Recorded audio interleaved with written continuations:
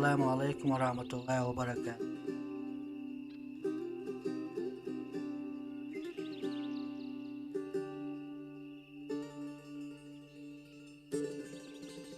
Устекла масера.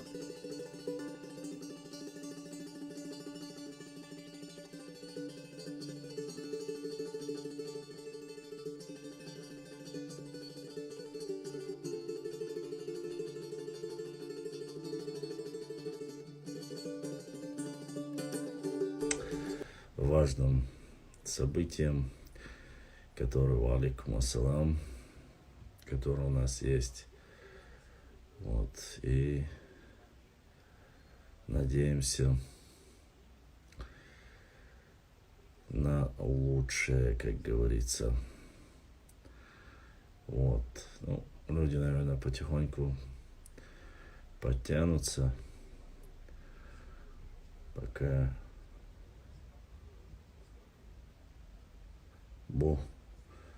кабардинцами их назвали позже, у них само название идет черкесы, а более правильнее будет говорить, это все адыгский народ и общество. Вот они подразделились понемножку на разные общества. Адыги, правильно будет назвать их адыги, потом черкесы, уж потом кабардинцы. Но это как нохчи, чеченцы, цацаны, качкалыковцы, мичигизовцы, мизджиговцы и так далее, и так далее. А карачаи кто? Карачаи это карачаевцы. Тут нету никакой разницы.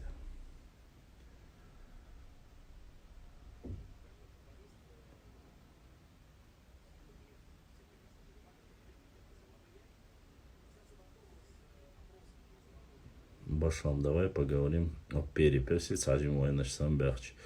Куда ты флешмоб можешь начать? Но мы, пожалуйста, я не против. Тут вопрос состоит о том, как каждый желает.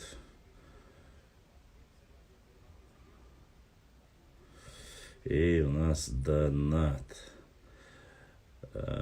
Серноводский Экишкар Салам Маршал Дуэл, вот такой вот донат поступил. Аллах даса өл булдиснег. Ой, Экки Вижришкарю донат. Серноводский Экки Вижришкарю. Да, лук да Дуэл. Огромное спасибо за то, что донатите и помогаете нашему каналу. По телевизору идет футбольный матч Париж Сан-Жермен и Анже. Вот, футбол. Видел уже? Да, я видел. Я видел, знаю, понимаю. Ничего тут такого нету. Каждый имеет право на называть себя так, как хочет. Я не знаю, что там будет написано дальше.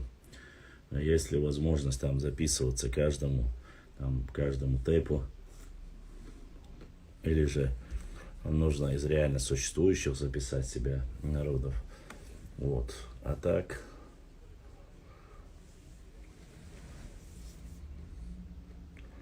Джо саму деусут хоус, а саму деаккин. Башан Джо саму деухат хоус. Ватсон, вообще Ватсон, абсолютно. Саму деаметик бош Ватсон, жри. Саму деалашу сюэцане дош, то, что мы вместе в эфире, то, что я опять со своими братьями, сестрами, с друзьями, с которыми с радостью пообщаюсь, отвечу на вопросы, которые у нас есть. А так, саму деала. Алейкум ассалам, саму деал. Щеметик шу. Ну, пока не стал умадать свое. Все так же. Ну, кроме... Нет, конечно, Макар.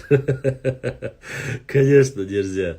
Ну, я вообще говорю, как если некоторые захотят задумываю. Были же вот эти пустые разговоры, записать несуществующее.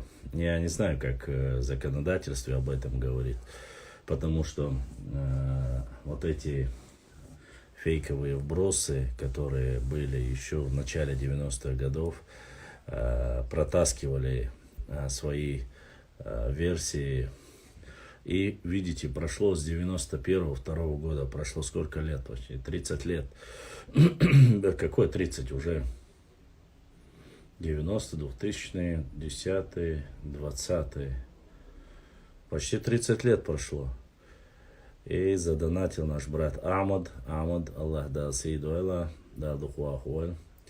Бог не знает, язышка солдахил. И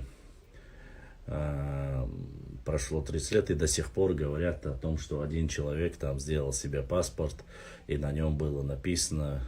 Я помню, мне присылали кто-то подделанные документы, якобы паспорт, что есть арстхоевский отдельный паспорт.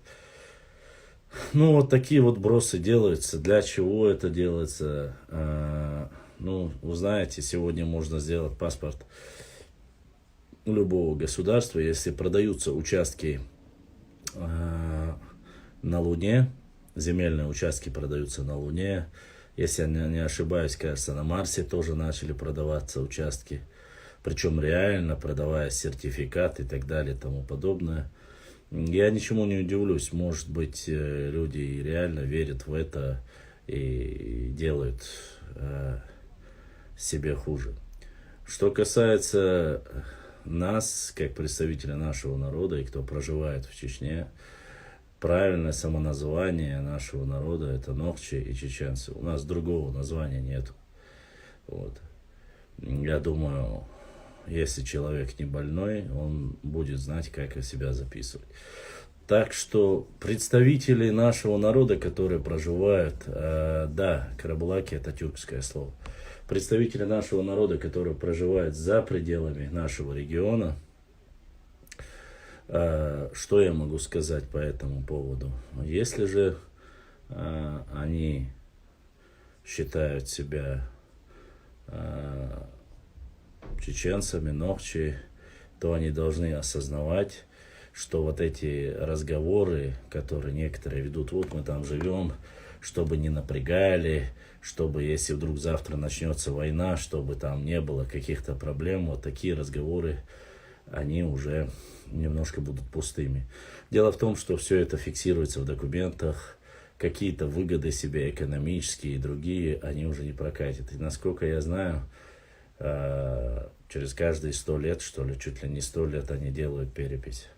И у нас получается так, что если сегодня вы запишете, ваши потомки могут быть, говорить такие вещи, как типа «мой деда знал, кто он такой, и он записал себя там, я не знаю, Васей Пупкиным, а значит, если он Вася Пупкин, вот оттуда вы исходите и делаете выводы сами». Потому что сегодня есть реально люди, которые ошибаются очень сильно насчет этой темы.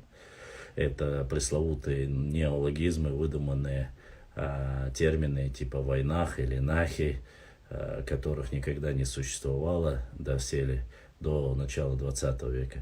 То есть между собой мы говорили, я уж «войнах буоле», «войниш буоле», то есть мы один народ Богдой, а не название этого, как говорится. Поэтому мы должны прекрасно понимать это. Луамару 0010, Уарстхуай никакого отношения не имеет. Уарстхуай — это часть нохчи народа. Если вы считаете, что они не имеют к вам никакого отношения, это ваша проблема.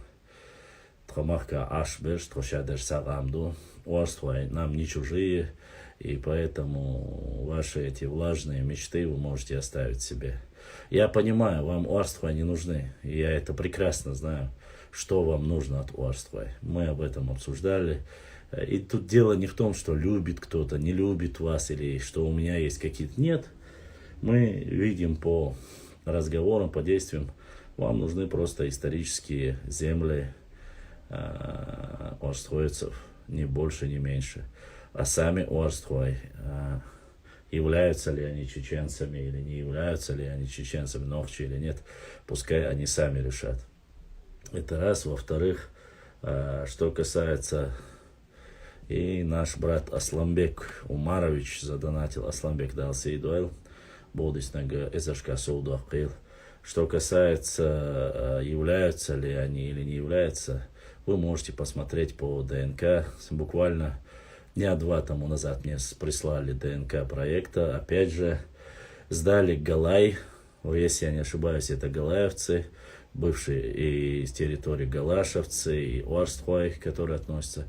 Буквально 450 лет тому назад нашли общий предок с гендергноевцами.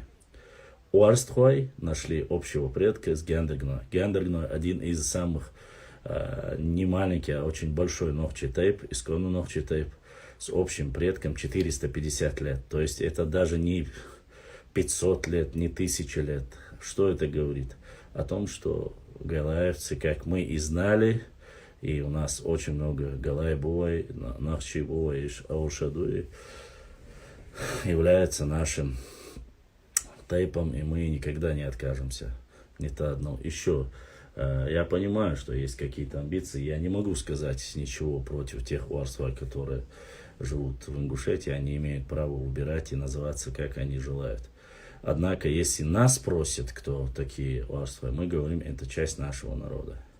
Был, будет и есть. Кто бы что бы ни писал. Такой же частью, как кистинцы, спанкиси, такой же частью, как ауховцы Ауховского района и междуречия Терека и Сулака. Так что у нас с этим никаких проблем нет. Ильяс, самый большой big тест, он стоит в пределах $700. $700. Это дорогое удовольствие. Вот. Меня, конечно, многие тоже спрашивают, сделал я, не сделал, сделал, нет. Я не сделал. Сразу добавил, но есть кто из моих родных сделал big тест, точнее ДНК-тест, big тест и мячвацию. Но мы дальше время покажет. Ассаламу алейкум, Башлам. Зачем ингуши в тексте выделяют дифтонги? Не знаю, я не ингуш. Башлам без уарствай. Тогда что останется? Разве что пару фамилий? Не знаю, приблизительное количество арстхоевцев на территории Ингушетии где-то в пределах 100-150 тысяч. Вот, без малого. На территории Нохчичу их не считали, но потому что мы один народ, для нас общее количество нашего народа важно. Что касается общего количества населения Ингушетии, там ученые каждый по-своему дают ответ на этот вопрос. Вот. Не всякого сомнения, мы знаем, говорим и верим в то, что непосредственно у нас не Эхи, не Уарстхуай, не Тируай, не Мелхи, это для нас одно и то же. Вот. Общий народ. Так что вот такая хорошая новость и для наших братьев Гендергной. Это хорошая новость. Почему? Потому что Гендергной укрепились, так сказать, без приписок населения где-то. Я не знаю, приписки есть или нет. Там есть, выступления некоторых ученых, которые говорят это. Насколько это достоверно или нет. Как будут проводиться вот эта перепись, насколько сильно можно будет обмануть систему, или это будет невозможно обмануть систему. Я не знаю. Посмотрим. Время покажет. Что касается нашего народа, нашего населения, я за него вообще не переживаю. Почему? Потому что если ща онах вола, ща борша вола, ща дейшкер дуинда, ща нохчу бош, хавош вола, то ща нохчу вола, я зуру нохчи. Вот, если там можно писать это. Если там нельзя писать, значит будем писать чеченец.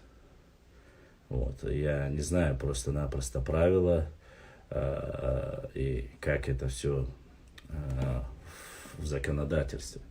Снова же влазить в чужой регион мы не собираемся.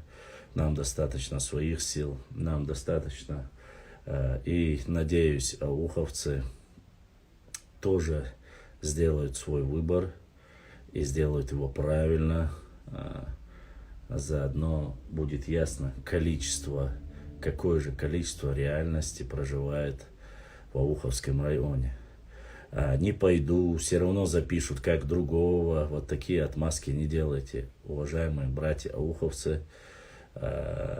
Обязательно поголовно смотрите, проверяйте. Извините, что так говорю, по душу населения. Обязательно пишите, кто вы есть, ауховцы. Оттуда уже исходя будут уже приняты решения. Также вас будут втюхивать и забрасывать всякие красные горшки и ненавистники, так сказать, ненавистники чеченского народа, записывать вас под другими нациями. Поэтому нужно быть очень на этих вопросах очень щепетильными. Не упустите момент. Если нужно электронно, если нужно бумажно, обязательно пишите. Там уловка в языке, первый вопрос, специально гражданство и сразу говорящий язык. И тут уловка, ни в коем случае не пишите русский, пишите чеченский. Ну да, у нас официальный язык чеченский. Ну, в Сидах, я думаю, 99% всех, кто проживает в нашем Двилке Уртаха, Шашнохчиду, Алдаязу, Кырдуцара, Дацах, завтра, послезавтра, когда, это фактически будут списки пофамильные, через 50 или 100 лет, если будут указывать по фамилии, вас указывать, говорят, видите, ваш отец знал, что он был ингушом, и он записал ингушом больше. Нету ничего. Если вы являетесь ингушом, записывать. Но ради какой-то политической конъюнктуры или каких-то обиды не отказывайтесь. Не забывайте хадис пророка Мухаммада. Если вы будете говорить не от своего отца, то это является одним из больших грехов. Насколько мы знаем, есть один нюанс, и мы этот нюанс должны использовать и знать. Потому что мы сегодня вот эти камеральные списки Веденского района, там другого района, поднимаем их, смотрим книги, и там, если мы четко не указываем, раньше-то люди были меньше образованы, сейчас люди больше образованы, и они должны понимать, что они пишут. Если шукерта окстагуала, да, деда, ненда, ула, молодым нужно проследить, нужно это дело помочь им, потому что там, если я не ошибаюсь, и в электронном виде есть, будут ли в письменном виде, я не знаю, но надо посмотреть. Башлам вой дейшт элец хил хиш хомосаг цунворхи поколениях. Тут вопрос, они уже сами будут записываться, уша. Как бы они ни записали, все равно будут знать. Башлам алейкум ассалам суетологам России. Почему это, если нас в Ингушетии больше 500 тысяч, в Дагестане около 100 тысяч, в Турции 110? Ну, в Дагестане вас нету, насколько я знаю, нисколько вообще. Если есть там, даже 1000 человек нету. Ты тут ошибся. Насколько я знаю, никаких 100 тысяч там нету. Я был на всех ауховских слетах, и я видел там представителей наших братьев, ауховцев, которые поднимали флаги, и там единицы, которые приезжали в гости. Другой человек, никто не выходил туда с флагами Ингушетии, и там нету 100 тысяч ингушей. И 100 человек там нету, насколько я знаю. Если у вас есть какие-то тайные секты, наверное, вот здесь есть ауховцы, вежри ауховцы, напишите, пожалуйста, здесь, где 100 тысяч в Аухе проживает, или 1000 хотя бы ингушей проживает в Аухе. Знаете ли вы это село? Покажите, расскажите здесь людям, алейкум ассалам, расскажите людям, где здесь, где у вас в Ауховском районе есть 1000 или там сколько он говорит, 100 тысяч ингушей. Расскажите, пожалуйста, вы же здесь есть в прямом эфире у меня. Где в Ауховском районе есть хотя бы 1000 ингушей? В Турции, что нету, это однозначно мы знаем. Стабулат, я знаю, Оша, поэтому, чтобы не было вот этих разговоров, если вы сами скажете, это будет намного лучше. В Казахстане допускают, что с десятки тысяч. В Казахстане может быть, я не знаю общее количество, конечно, какое, но в Казахстане должно быть. Ну, главное, чтобы ответили, главное, чтобы сказали, сколько, где. В Турции пару тысяч максимум, в Дагестане, только на море летом ингуши бывают. Там уловка в языке, первый вопрос, спецом гражданство, и сразу разговорный язык. И тут уловка, ни в коем случае не пишите русский, пишите чеченский. Лаван бомба от село временно жил Адам, женатый на аварке, жил в бывшем чеченском доме. Омар Дерес Хилдал Сидуан. Мне сказали, что там кокинцы, ингуши. Во-первых, в Аухе никаких кокинцев нету. Нету такого типа, как кокинцы. Есть акинцы, но они ногчи. Какие кокинцы там проживают, и даже если там проживают акинцы, то там точно не 100 тысяч акинцев, это однозначно. Это мы знаем прекрасно. Я не знаю, откуда у тебя там какие данные, но если ты расскажешь нам об этом, нам очень интересно по этому поводу. Вот.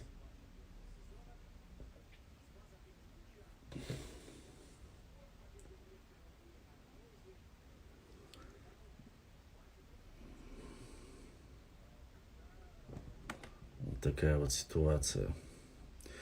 Ваша, у меня, я так скажу, абсолютно никому не запрещено отправлять запрос на прямой эфир.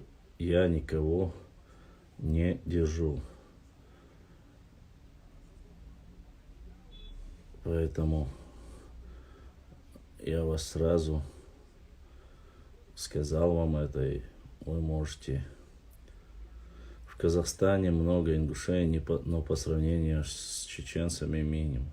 Акинцы это чеченцы. Анархист. Так, красный горшок, он же по матери ингуш, так как я с Ауха за свои 36 я не слышал ни разу, чтобы говорили, что ингуши живут.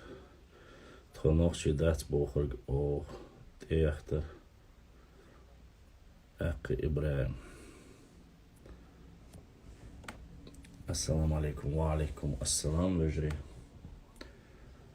Башлам. После 18 года вышла замуж в Аухе, ингушка, чеченофобка. Интересно, что с ней стало. Я не знаю, честно сказать, что с ней стало и какова ее судьба. Но, по крайней мере, вроде бы она вышла замуж, там наводила смуту, как вышла замуж. Говорила, что это не чеченцы, а это акинцы. Вот из-за таких разговоров сегодня в Дагестане идут разговоры, якобы, что это акинцы больше. Даже некоторые пытались в метрическую записать несуществующую нацию акинцы. Но благо брат наш отреагировал и исправил ситуацию. Да, моим братьям Чинхуай, я вас поздравляю. Русик вас тоже записал еще с одним старым, я не знаю, каким-то хильдиархоевцем. Только я не знаю, почему хильдиархой, который он пошел, провел встречу, Русик, и он ему утверждает, что нахчи раньше никогда не назывались. Он говорил, что он хильдиару, что они там ингуши. Сказал, что Чинхуай,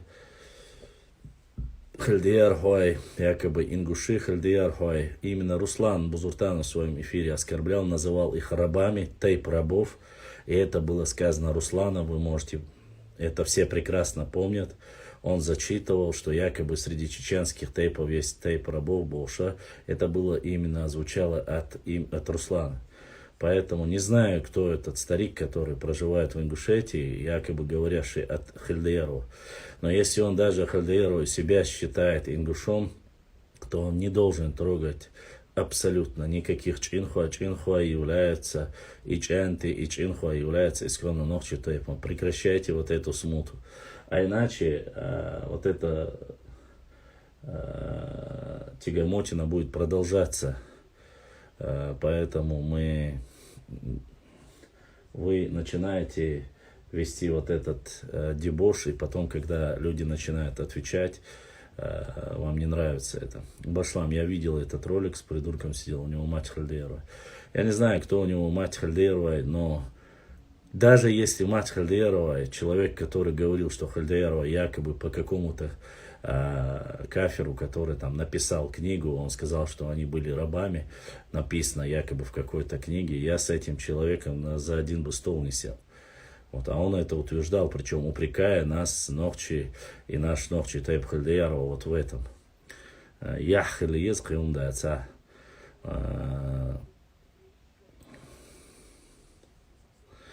Ильяс Гадаев дела, что по его разговору вся гордая гряда является, однозначно является, как говорится,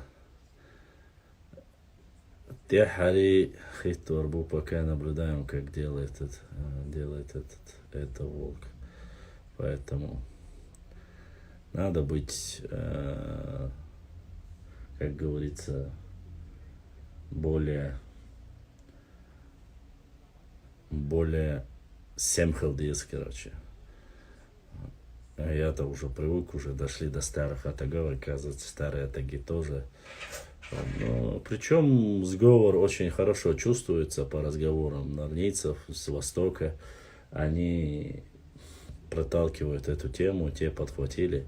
У самих-то мозгов бы не хватило, потому что они вечно с презрением. Когда они говорят о наших взаимоотношениях с восточными нашими соседями, они с презрением это говорят. Вот вы сюли, вот вы это сделали, вот вы то сделали и так далее и тому подобное. Но когда они говорят сами, когда ведут с ним дискуссию, то они ниже травы, как говорится. Братья, сватья, Бошдашву. То есть используют вот эту древневосточную, я думаю, арабскую пословицу: враг моего врага мой лучший друг. Вот. Это арабская пословица. Вполне уместно в некоторых случаях, хотя, ну, по крайней мере, пытаются они это, как говорится, использовать. Башлам, идут часы, идут секунды, а тем временем молодежь, слушая музыку, делает свои выводы. Как думаешь, чем это все закончится? Есть предположение хотя бы? Ну, во-первых, это доведет рано или поздно, доведет до не самого лучшего конца. Почему? Потому что это может при встрече кто-нибудь обговориться, проговориться и может довести, не дай Аллах, конечно, может довести до крови. Но это будет на участи этих людей. Я ни в коем случае не считаю, что нужно говорить или и говорить, что это так или не так. Поздно будет после того, как случились. Очень сильно он, конечно, очень умеет манипулировать эти вопросы. И мы прекрасно видим, что это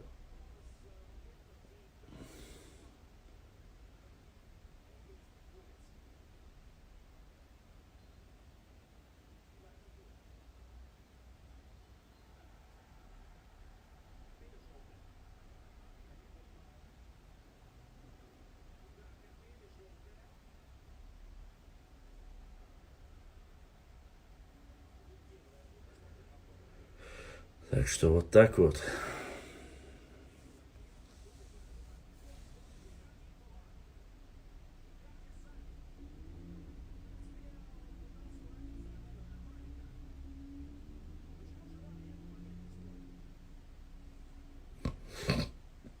شميل قوي خاتن أنوات وين لا أحصل وين داغستاني خواتن وبوخ صار تونخ تيش بوش. Эй, Шамиль, давайте по этому вопросу я скажу так. Все, кто говорили об этом, все, кто рассказывает сказки об этом, должны прекрасно знать. Пускай прочитают не чеченского автора, а личного писаря самого имама Шамиля, Аль-Карахи, который рассказывает, что раненый, ободранный, с 4, кажется, своими сподвижниками имам Шамиль перешел в Чечню. Скажите мне, какими силами он мог заставить чеченцев воевать против России? Это первый вопрос. Второй вопрос. Если это было так, в той же книге Аль-Карахи, после обиды, которая была у Шамиля на аварцев или представителей духовенства аварского, он сказал убивать любого, кто перейдет с той стороны. Если вы увидите муллу, избить его и снять там с него вещи или что-то тому подобное. Сбить даже ворону, которая перелетает через границу. Как вы считаете, человек, который пришел, запугал чеченцев, мог ли вести такую дискуссию? Причем личный писарь его, Аль-Карахи, это записал и об этом написано. Зачем нести чушь, что якобы Шамиль заставил? Шамиль до последнего лелеял красноречиво. Посмотрите его выступление последнего, его дивана в Шали или введено, где он просил, умолял чеченцев, вы знамя ислама и так далее и тому подобное, чтобы только бы они не отказались и шли с ним до конца. Но после 20 лет войны чеченцы были истощены. И многие вещи не понравились, многие вещи очень сильно не понравились представителям чеченских наибов. Зачем сегодня сказочники рассказывают? Там, я хочу сказать еще, ни один из пришедших с Дагестана не заставил насильно воевать чеченцев против Российской империи. Ни один Нуцал, Шамхал, Хукал, Мукал, Бучал, без разницы. Ни один Сюли не заставил чеченцев воевать. Ни один. Чеченцы, если и воевали, и сопротивлялись, это делали сами. Понимаете? И когда еще имама Шамиля не было, на стороне Гази Мухаммада, Гамзат Бека выступали биноевцы. Братья Байсангура Биноевского погибли именно с первым и вторым имамом Дагестана. Никто никого не заставлял, потому что они считали, что это газоваты и воевали. Это была религиозная война. Это не те, что балаболы сейчас сидят там, болтают и чешут языками. Ни Гацинские, ни Узунхаджи, все они, когда были преданы дагестанцами, точнее в то время, историческом периоде, преданы и оставлены, они уходили и скрывались в чеченских лесах. И там получали, и там оттуда начинали свое восстание. О каких запугиваниях или о каком влиянии, или о чем вы говорите? Российская империя со всей своей мощью, с такими тиранами, как Ермолов не мог заставить напугать чеченцев. Вы думаете, какой-либо Сюли пришел и заставил нас? Вы, наверное, путаете себя. Это у вас там были разные ханства и так далее, и тому подобное. У вас, может быть, это было так. Но у нас такого не было. Я не знаю, как там было до нашей эры. Это уже совсем другая ситуация.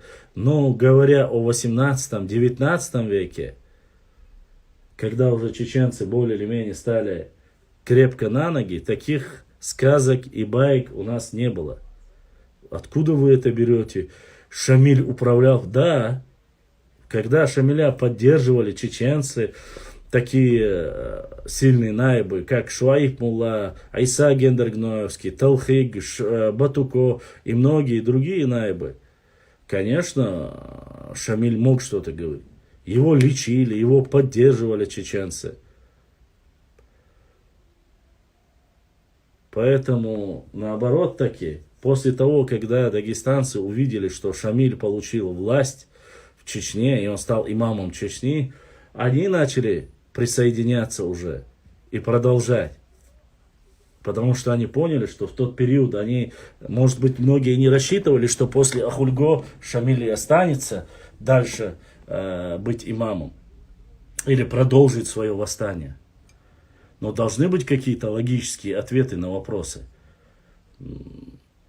Алейкум салам. Когда вас спроси, вы почему-то думаете, я же еще раз говорю, вам Шамиль нужен только для того, чтобы показать, что он якобы имел власть над чеченцами. Вот эта ситуация по Гунибу, опять же, вам не важно, что там был, кто там был. Опять же, здесь возникает вопрос о том, что чеченец мог такое сказать, как он мог, вот этот обрубок и так далее. Вы оскорбляете нашего национального героя, а сами того не подозревая, вам можно оскорблять, вам можно любить, а нам нельзя. Как бы вы что ни говорили, Байсангур Биноевский прошел до конца, достойно прошел этот путь. Вот. И его выкрали, его труп выкрали, его же единоверцы, единородцы, нохчи, ауховцы пытались отвести его Биной, но опять же настучали, окружили, границу закрыли, и пришлось его похоронить в Ауховском районе. Вы настолько ушли в неверие, что вы в определенное время вы начали даже говорить, что он не существует. Вы почему-то берете имама Алим Султанова, ныне покойного, начинаете рассказывать про него байки, что он там был историк и так далее и тому подобное. Зачем? Имам Алим Султанов был бардом. Тимур Муцураев был бардом. Поэтому нужно понимать вот эти разговоры. И вот эти разговоры нам никому не приведут. Ни к чему хорошему. Ладно, дальше отвечаем. Я еще раз повторюсь, уважаемые мои друзья. Кто хочет поговорить, задать вопросы, вы можете это сделать спокойно, задав, выйти в прямой эфир и продолжить разговор. Башлам, раньше предки называли Дегеста, а другие говорят, что войнахи говорили и так далее. Что там говорили войнахи? Что войнахи говорили. А ведь даже сами галгаи говорят Дегеста. Мне кажется, что это войнахизм является высылки. Да, во время высылки именно очень сильно, как говорится, появились эти разговоры, сильно, так сказать, вдолбили в голову мы все вот этот термин. Башлам, я думаю, главная проблема в том, что древние на Нарнии нету стороны, которая поддерживает нас. Если бы были люди, которые нас поддерживали, то мы бы смогли поехать. Да дело не в том, это старый больной человек. Честно вам скажу, нездоровый имеется в виду. Поехать, в наших традициях такого нету. Я удивляюсь тебе, Башлам, что значит разговоры ни к чему не приведут. Давно уже нам им все в лицо говорят. Нет, уж поверь мне, я уж давно простулся. Давно. Ладно. Мы можем с грубостью на грубость ответить. Мы абсолютно этих процессов не боимся. Что, да, вот, и закончился. Париж Сан-Жермен выиграл. Так, с счетом 2-1. ПСЖ. Вот так вот. Башлам, факту бойс харгуни бяхилал. Эх, Ильяс Гадаев. Не читаете вы посты, вот в этом ваша и проблема. Что у него? Просто это понятно. Да, есть такое дело. Что Русик больной последние 3 видео показывает наглядно. Есть такое. Башлам. Визац почти кошу хаю. Да, я Не сплю давно, вежри. Снова меня игнорируют. Нет, не игнорирую. Вопроса не видел. Месси не было. Месси не играл сегодня. Стейки не обошлам сей на стейка. Они не понимают нашей матичном. Они нами движут. Они думают, если мы вежливы. Мы давно уже не вежливы в плане. В этом же. Ой, вежливо дать. Ой, кукшкархедина дать. Кукшкархедина дать. Совсем другое. Но говорить сами с собой мы не собираемся. Как бы Мбаппе Реал забирает. Башлам Мбаппе Реал забирает. Нет, может быть,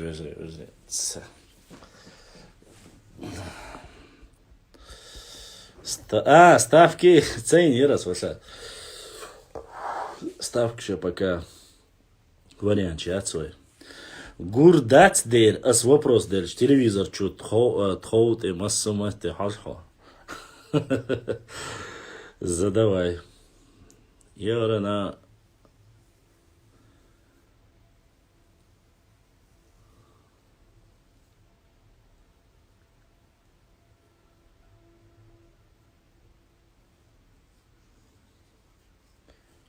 Штамаш дух.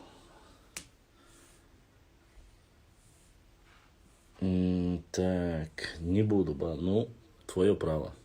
Вала, щег ешься двишу цаух тренировки веч, потом прямой эфир, чего. У меня я иногда пропускаю рейс, но у меня следующий сезон БП Холланд в Реале. Возможно.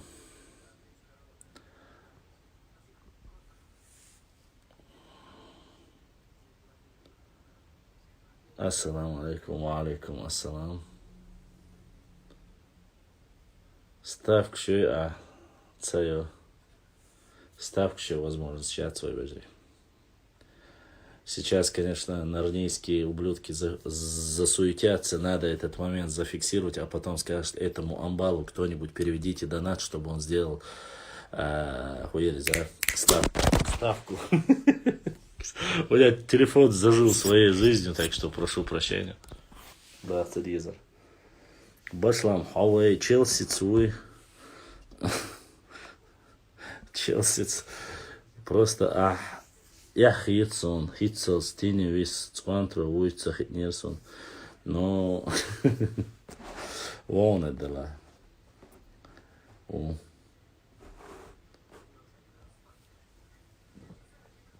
Салтахмар.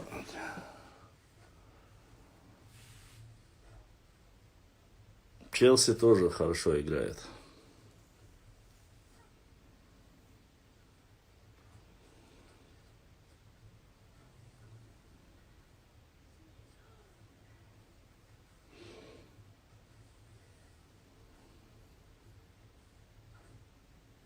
Башлам, у Ингуша институт Мехкел и Мехкет, что не было, насколько я знаю. Почему он и когда себя притягивает это? Ну, если мы говорим исторически, что они были в составе с нами, то, как и у нас, само собой, мы были единым целым, оно должно остаться. Башлам, Меликов, Вейнберг, Тихигути, ну, понимаешь, о чем я? Дейла ваша. Я не знаю, посмотрим, будем очень сильно надеяться. Башлам, клуб, за который болеешь из английской премьер-лиги, назови.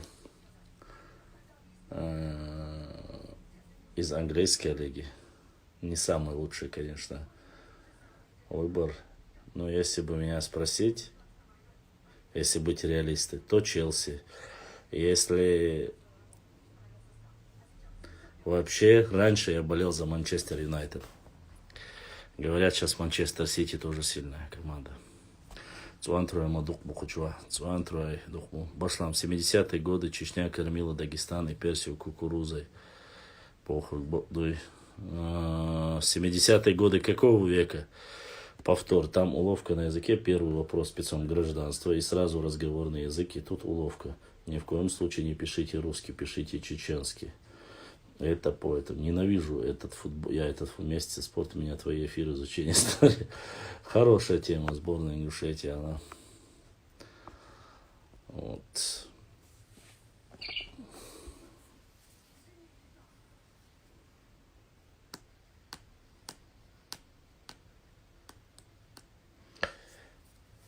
Беркет и Хру Ватсвен Фурдук Макар. Посмотрим, будем надеяться.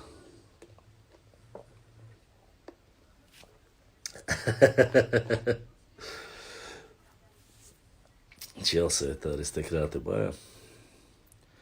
ЧР давно Чеченская республика давала в год официально 1,4 миллиона тонн зерновых. Ну, что зерновые продавали, древесину зерновые есть. Насчет мне написали здесь по металлу, были ли у нас села. Металл не знаю, порох был, соль была, свинец вроде бы был, а известь была. Ну вот по металлу я не могу точно сказать, вспомнить не могу. Конечно же, по металлу тоже должны были быть. Клинки, лучшие работники, которые делали клинки, считались таратагинцы, там считались тоже одними из лучших клинков, кто делал. По-разному, это зависело от мастеров. Наверное, и были в составе, но отдельно от Нохчи у них был мягкий. Не знаю. Но медь, латун, это добывалось. Железо, я имею в виду, железо, где, как говорится, добывалось именно эчка добывать, а что метки я не могу сказать. Не слышал. Порох слышал, соль слышал, бронза, латунь слышал, но металл именно. Аристократы, как и чеченцы, их клуб, хорошая история, когда Челси создавался. Не самое лучшее, а просто деньги крутят там и политический ход тоже. Шуайб мал должность или про влияние в курсе. Шуайб Мула генерал. Центароевский должности нету, у него ранг военный чин у него был. Вроде бы он был генералом у имама Шамиля. Про него мы писали, и есть здесь много. А его нападение на Кизляр жесткое, когда имам Шамиль ему не давал добро, но все-таки он отбил и несколькими пушками вернулся обратно. Издалека начал стрелять из своих пушек по недалеко от крепости Ведено, кажется, или Дарго, или Ведено. Поднялась паника, и начали говорить, что русские пришли.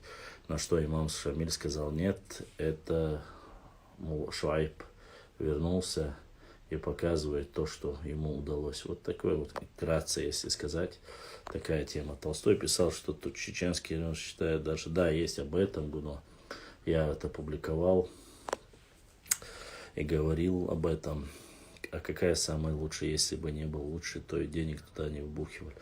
Донатим, братья, говорит суетолог. Суетолог ДРС Хейл. Вот. Ну, сегодня 3 человека задонатили. Как говорится, это уже хоть что-то. Дарго. Вот такая вот ситуация уже. Отдельно по каждому, конечно же, нам бы материалы собрать.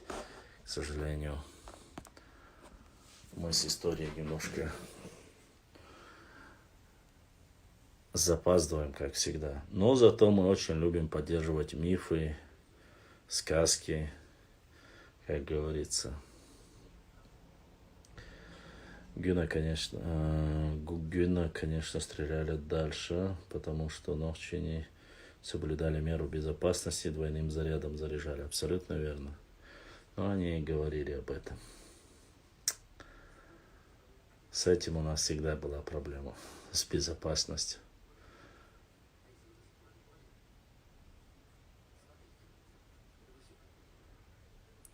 На PayPal было что-нибудь? Да, дедуаттах. Нет, Ваша, на PayPal, когда приходит, сверху сообщение выходит, по крайней мере, пока не пришло, Ваша. Если дойдет, я сразу скажу, что кто-то задонатил. Сегодня у нас 3 человека задонатили, и пока все, ни на PayPal, никуда больше не приходили. Так вот, вчера, да, Дедуато, нет, ваша не приходила. Пока, по крайней мере, не доходило, не знаю. Если бы дошло, я бы сразу сказал в начале эфира, что отправили. Особенно, не знаю, почему-то я очень большое внимание уделяю именно через PayPal, только потому что это братья, которые живут далеко и, несмотря на это, поддерживают. Башлам, ты помнишь времена, когда было как будто совсем недавно? Вы, наверное, тоже помните. Это во время, когда у нас был атакующий Айлтон клуб, назвали Терек, тогда довольно сильный клуб был. Ты не ответил на мой вопрос позавчера. Я не увидел твоего вопроса позавчера, задай его снова. Если я не увидел, то Мелберка занимались сельским хозяйством. Да, очень сильно об этом описывают и военные солдаты, и майоры тех пор, как даже некоторые деревья на опушке леса даже были аккуратно побеленные, почищенные. То есть очень сильно уделялся вот культ вот этого леса, и гор очень сильно ценился. То есть речушки, все было чистое такое. Поэтому Башлам, Берка Ганнибал пишет, Башлам, там в Инстаграме этот Голгаче пишет: напишите в Войнахе в переписи, мы напишем так, покажем. Нету такой нации, как в Войнахе, есть нация чеченцы, Нохчи, поэтому в Войнахе там нету такой нации. Башлам, куда наши старые собеседники делись? Юни, Султан из Турции. Юни иногда заходит, не знаю, он в эфирах не бывает, не видел. Вроде бы он говорил, что ездил недавно на разборки в Ингушетию. Вот. Амир Эрсно, с Турции, сын мухаджиров, он пропал, наверное, бизнес. У нас же как, если нашел девушку или нашел, как говорится, начал зарабатывать, то люди, которые занимаются историей и тому подобное, ну, такие мы люди, худырдовые. Если бизнес идет, то остальное времени нету или неинтересно. Такова жизнь. Кенты, кто со мной завтра поедет к Бузику? Чисто подышь. Так, и что было бы хорошо снимать сериалы в нашей истории, распространять. Но с кинематографом у нас очень сложновато пока. Поэтому я надеюсь, что вы переведите слово «ногчи» в нашем языке смысловой нагрузкой. Я думаю, что об этом написано очень много. Вольф Варство ты можешь посмотреть. Кстати, об этом уже Нохчи. Это современное использование. Через А говорится Нахчи. И брат Руслан задонатил. Руслан, Аллах да аса'ю, да духвахуэл хаданата. Вот. И нас смотрит 48 человек. Привет, Бах. У меня на странице очень много ссылок по этому поводу. Что касается самого названия Нахчи, Нохчи это более литературная последняя версия. До этого Нахчи, народ этой местности, кто-то переводит. Там разные версии. Народ нашей этой местности. Другая версия, что это народ Ноя. Это версия именно Хасана Бакаева. Нахчиван. Что есть такая версия. Вот их перечисляют. Ну, лингвисты немножко дальше зашли, что там якобы там кто-то родился с сыром в руках. Там есть такая вот наивная мифологическая, тема. Ну, сыр, он не имеет никакой под собой основы, имеется в виду, нету никакого сыра, и это кроме сказок, баек, ничего. Вот, а так, Нахчи, народ этой местности, или народ внутренней местности, закрытой местности, Нахчичу, вот, имеется в виду. Вот. Некоторые аварцы говорят, что Нахчи на их языке обозначает люди пещер, пещерные люди. Вот. Не знаю, Бузуртанов, бедолага, пытался сказать вот эту версию, протянуть и сказать, что мы троглодиты. Хотя сам записал, что троглодиты, там, и у них этот есть, как его, Артемушка, который является непосредственно, он говорил, что они троглодиты. Но какие еще народные? Нет, это не тупо, абсолютно не тупо. Это, почему это тупо? Считается, есть косвенное доказательство. Первое место заселения недалеко от где появилось первое место, Нахчиван, вот, называлось. Вот, оно идет непосредственно, что они сохранили от своего праотца, считается. Хотя лингвисты с этим немножко не согласны, но это все-таки одна из версий. Тут Аллаху алям, где что верно, что правильно, что неправильно, нужно смотреть, изучать. А так мы готовы назвать себя карабулаками, мы готовы себя назвать там калканцами, чеченцами, ингушевцами. Кем угодно мы готовы себя назвать, но не называть себя именно, вот, что мы ведем свое название там от пророка Нуху, алейхиссалам. Ну, Аллаху алям, каждый знает и утверждает, у каждого своя версия. Я не претендую на истину. Сколько версий, сколько людей, столько и версий. Есть люди, которые очень сильно доказывают каждую свою версию. Вот. Ну, это с любым названием такая же ситуация. Но это тот, кто ноет, мне наплевать, что он ноет. За это я не переживаю. Башлам, думаю, помимо прямых эфиров надо тебе регламентированных передах делать с известными людьми, с историками и другими. Чуть формат надо изменить. Историками и другими. Канал выйдет на уровень, если такая. Ну, это зависит не от меня, ваше. Одно дело вы выводите и говорить с какими-то историками, проводить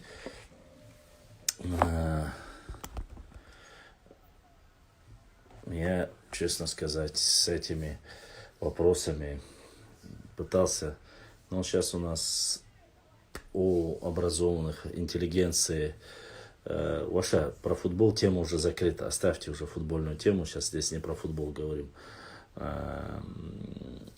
Как говорится, да, интеллигенция немножко у нас на своем уровне, они не видят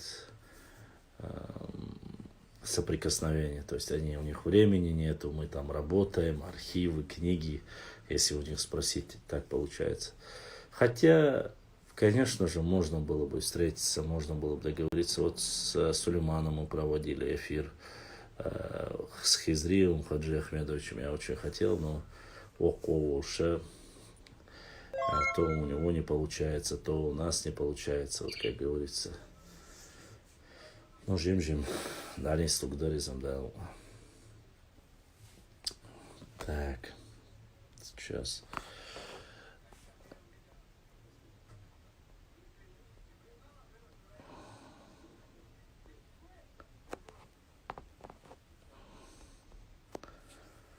Ich том что, поэтому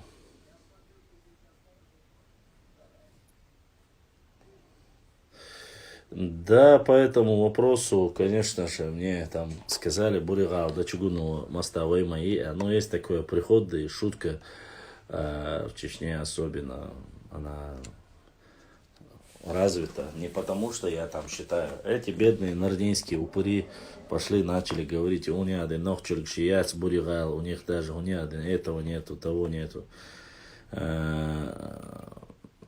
Таких вещей не слышал. Война, слово, это тоже выдуманное слово, так что та же самая кличка Вольф Уарство. Так что я тебя огорчу. Башлам, сидя в Европе, они умудряются с ними договориться и делать с ними передачи заранее подготовить. Да, ну вопрос даже не в том, что договориться. Я могу встретиться, записаться с этими людьми. Но мы должны немножко понимать, что из этого можно вырезать, что можно транслировать. Порой у нас люди щепетильные вопросы не рассматривают. Ну, допустим, если бы уже сколько лет идет вот эта тематика, 3 года идет, ну, дальше не идет он. Видишь, может для тебя и не наше это слово это, для нас это наше. Видишь, ты только что, это называется самоотрицание, ты только что говорил, что клички и вот новые слова для тебя не важны. Я тебе говорю, что вот это как раз-таки новое слово, введенное Мальсаговым и Яковлевым, ты говоришь, для тебя это не так, для нас это так. Я еще раз говорю, нету такого народа. Названия нету такого. Вайнахи это обобщающий термин, но это не название народа. 2 слова. Вай, наш, нах, народ. Не больше, не меньше. Ну да ладно, это твое личное мнение. Ты можешь, конечно, каждый считать по-своему. Башлам, такой образ. Как нужно сохранять чеченскую идентичность и как, по-твоему, к этому вопросу относится в нашем народе, помимо вот этого исторического круга людей. Что касается сохранения идентичности, это, конечно же, передача адатов Элколк, это обязательно. Старшие вставать, место уступать, все что угодно. Все, что от наших предков перешло к нам, его нужно обязательно передавать своим детям. Язык обязательно то же самое. Нужно разговаривать по мере возможности, если вы дома.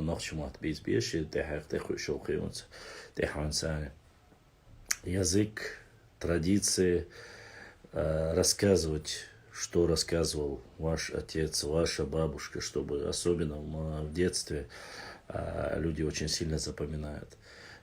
И вот сохранить самоидентичность, нужно рассказывать о своей истории, рассказывать о своих людях, нужно рассказывать.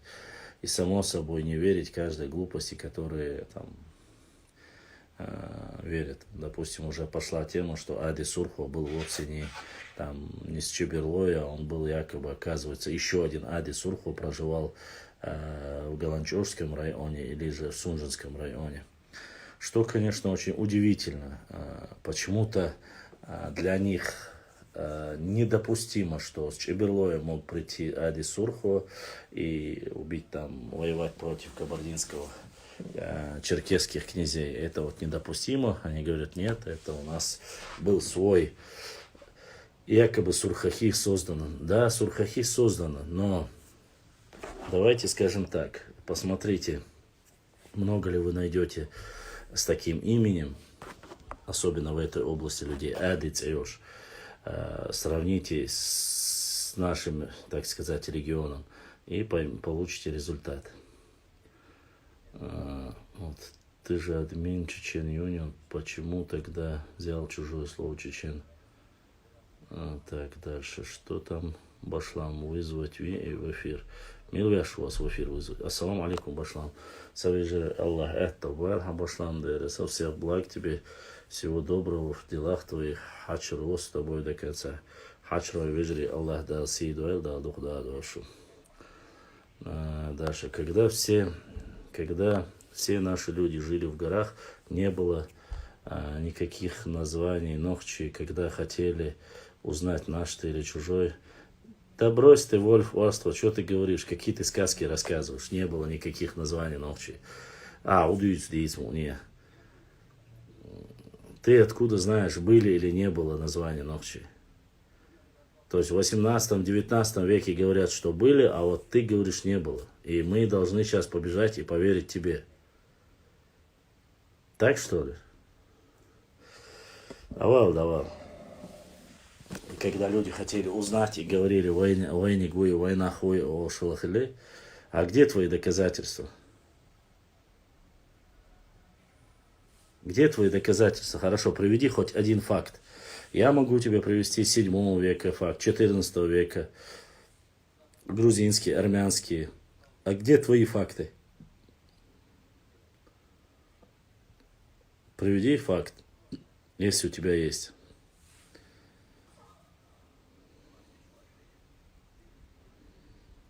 Ты вообще знаешь про слово война? Ты что несешь?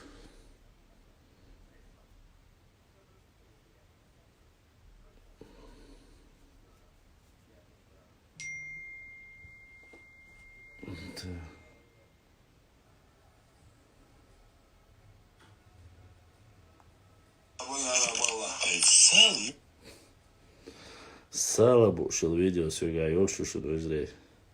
Оно у меня давно, очень давно.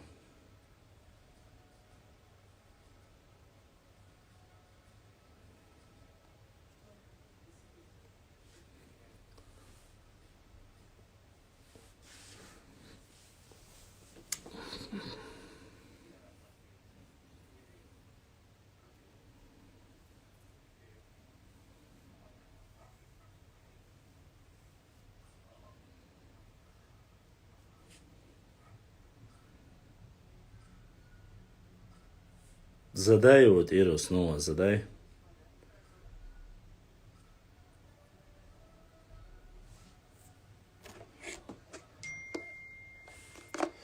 И кто-то задонатил нам. Так. Ассаламу алейкум, башлам. Хачаро бай'айл. Хачаро бай'айл. Аллах дал сейду айл, дал сааду айл, адаятин дал донат, дал дуку ахуайл. Так что Хачароевский донат и Экки донат сегодня дошел. Шинова Шигар. Дал сейду айл, шу дал дукдах. Дал будиснак изершка соуду лил хавизадер.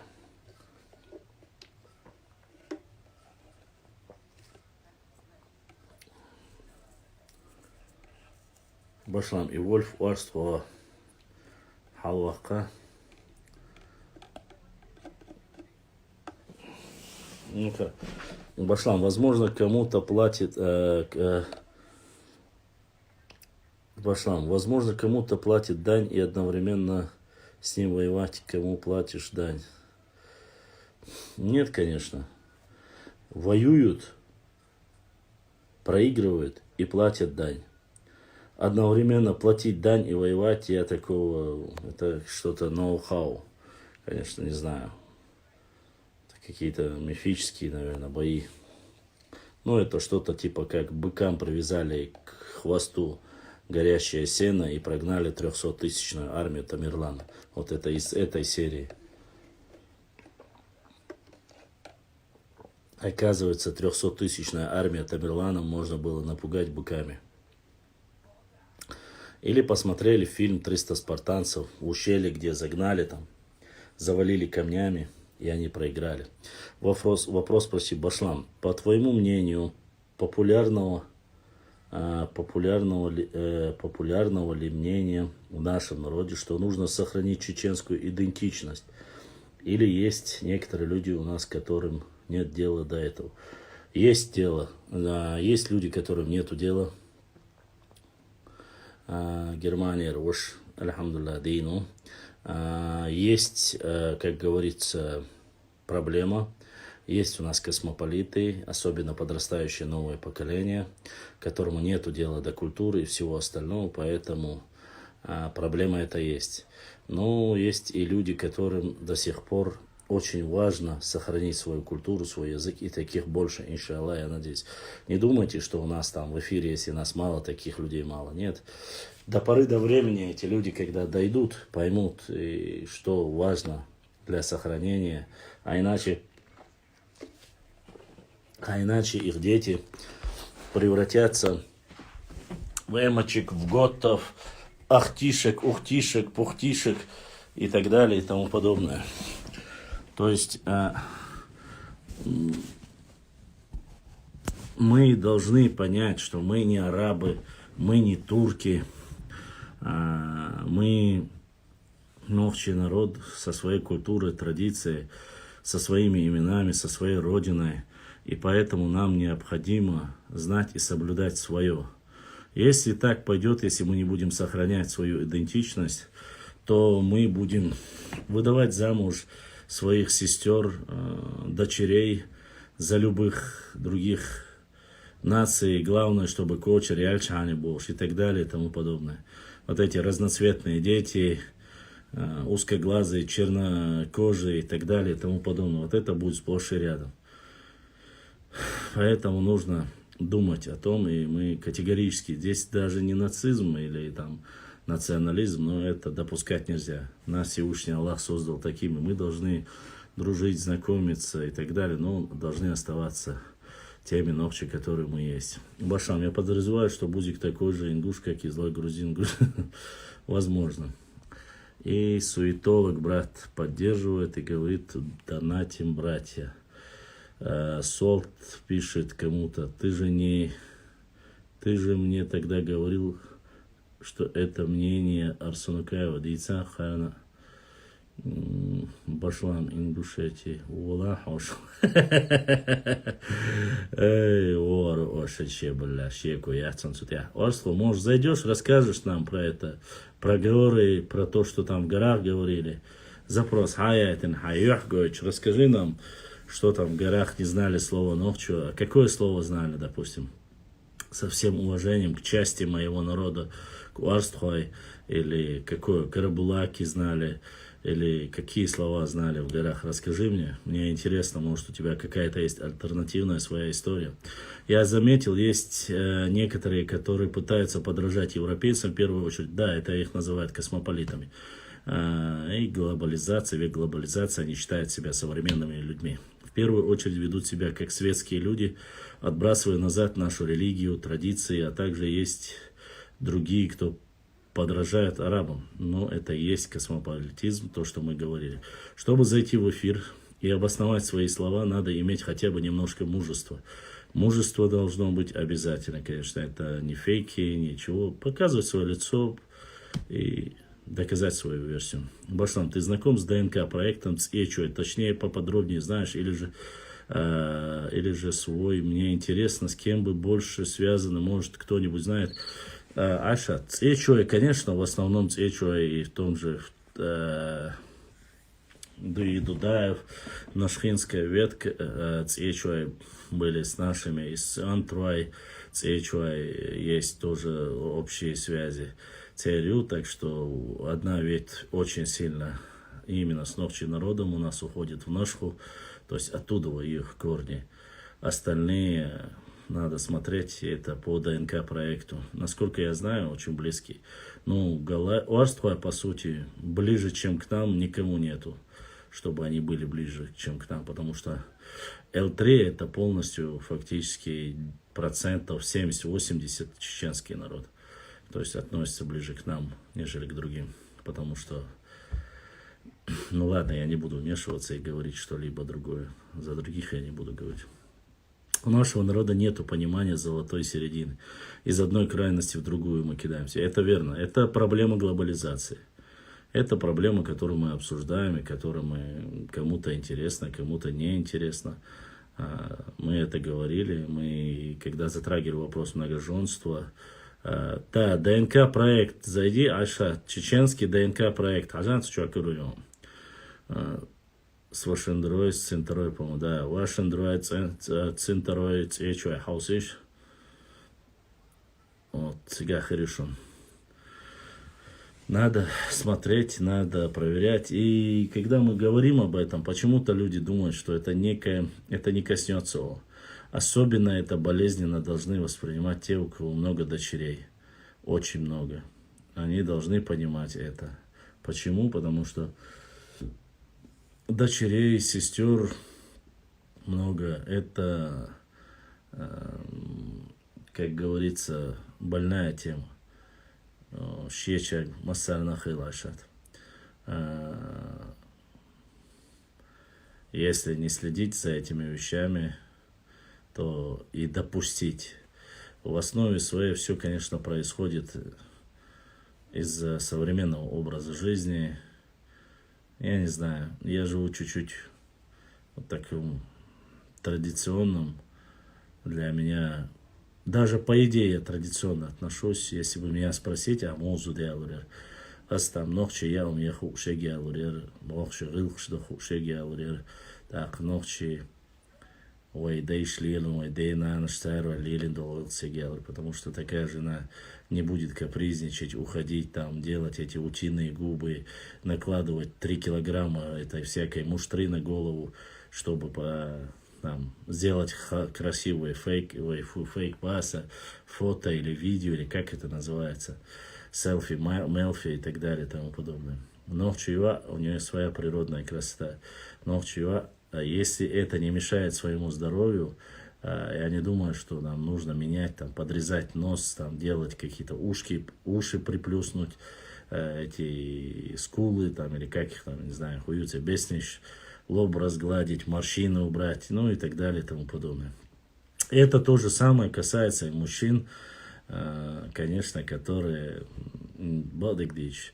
Если говорить с точки зрения религии, я могу понять, там вроде бы разрешается там подкрашивать хной, вроде бы мекшту. Все масса мяждикшка обо, что нежелательно красить черный цвет. Но порой ты встречаешь близкого даже своего друга, видишь, что его борода, сразу видно, что это не оригинал, и моя душуна.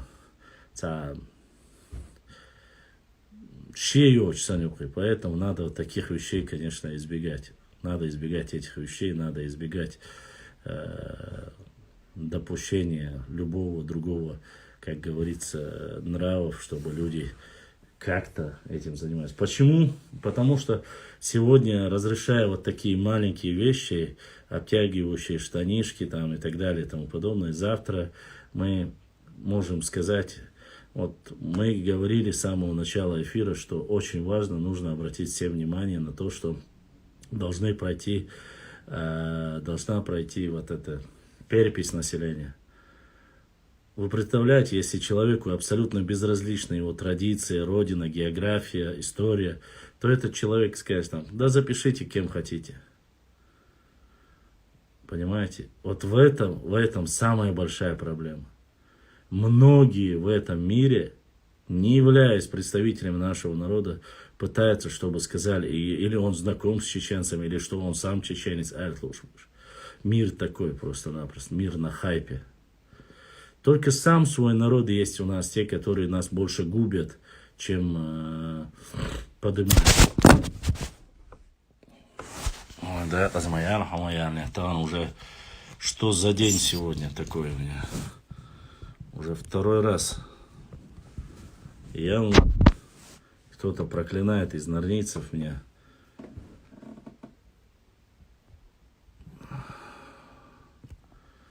Вот. И нам задонатил Шароевский Борз Умар.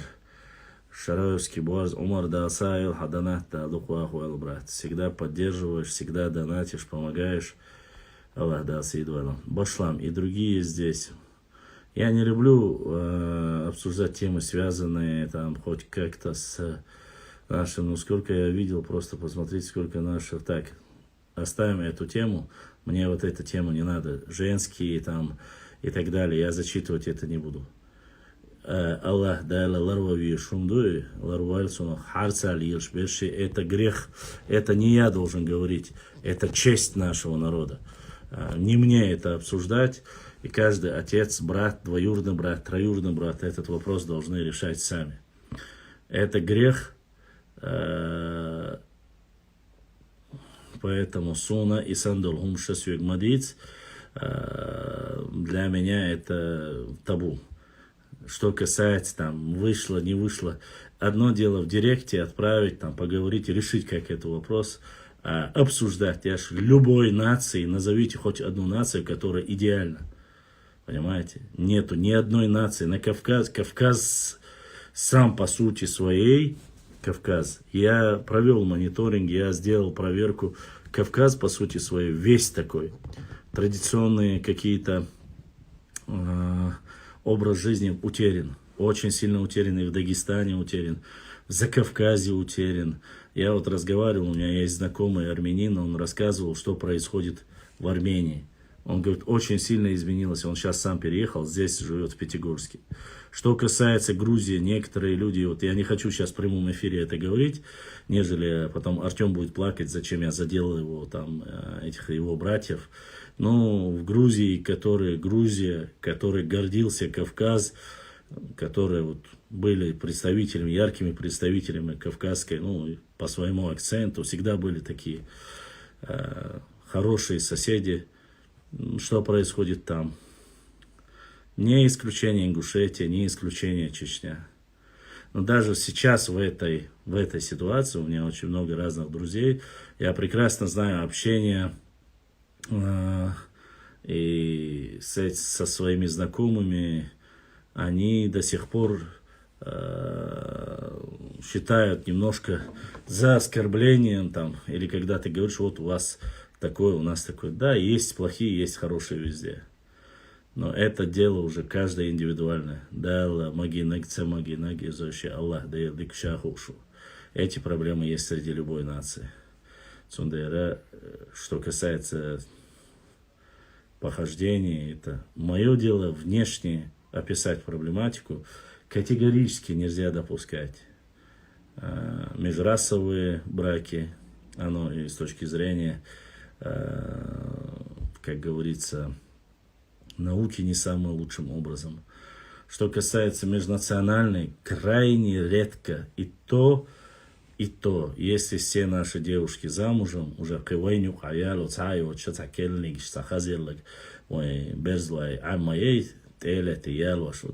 такой момент, не избежать этих моментов. Потому что, ну, есть. Что у них находится в голове, это уже другой вопрос, к сожалению. Потому что ты смотришь, они в Бигалайфе сидят, и в чатах разных сидят. Но об этом мы говорили, и с Султаном очень много говорили на эту тему. Ты начинаешь им говорить, Самайрва, у Савоша, у Цартун, Эрду, Хидег Эрду Бокша. Нет, я в ту сторону ушел, я не от тебя говорю. Я говорю, уже сам продолжаю эту тему, а не от тебя. Тебе я уже ответил по этому вопросу. Поэтому я здесь ни своих не защищаю, ни чужих. Что касается культурного отношения, культура ведь это не только вот свадьбы и там пляски и так далее. Культурное отношение это внешний вид, культурное отношение это что же делала вот моя бабушка, могу ли я научиться, как там делают это, еда всегда на Кавказе, любому мужчине в основном лежало через еду. И раньше так были традиции. А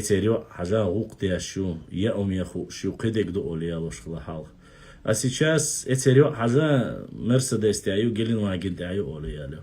чувствуешь разницу? Он женится, да, там Геленваген будет, но он будет есть дошираки. Какая разница, этот Геленваген останется, он сдохнет. Здоровое питание, много детей, вот что важно в нашей жизни.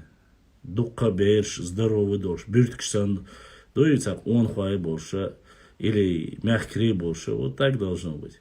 А то, что вы сегодня, это на каждую тему можно часами говорить. На каждую тему. Снова же, виноваты только дети? Нет, виноваты родители. Виноваты родители. Поэтому надо смотреть, надо понимать это, кого мы воспитываем. Поэтому здесь, походу, я говорю об одном, вы ведете свою войну, я теперь послушаю вас, посмотрю, что вы там говорите.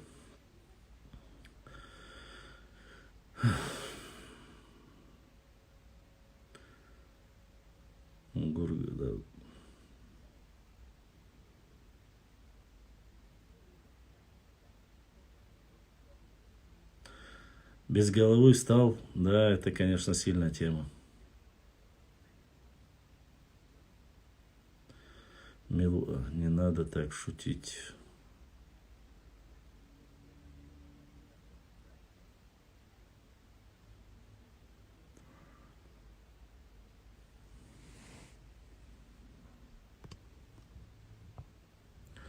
Не знаю, запросы кто отправил, я принял все запросы.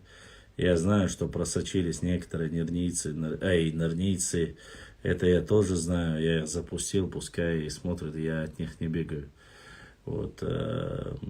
Если нету, присутствует или не присутствует, это личное дело каждого. Башлам, ассаламу алейкум, набиё, ва алейкум ассалам, набцайо. Нет, дальше задавайте. А еще мы с тобой. Солт Амад. Амин, ты уже столько раз меняешь свои аватарки. Ты хотя бы одно короткое название бы оставила. Там Рузбандедар. Дара. Рузбандедара.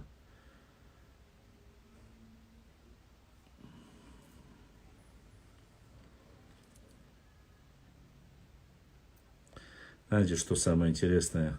Потом, когда у нас начнет отключаться, время начнет заканчиваться, и начнут самые интересные темы, запросы отправлять на прямой эфир, начнут. Такая вот какая-то тенденция непонятная у нас происходит. Стоит закончить эфир, то начинается вот эта тема. А когда есть время, и вам говоришь, давайте говорить, и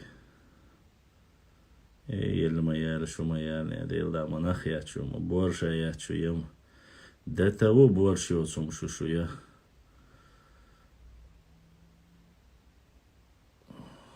Так.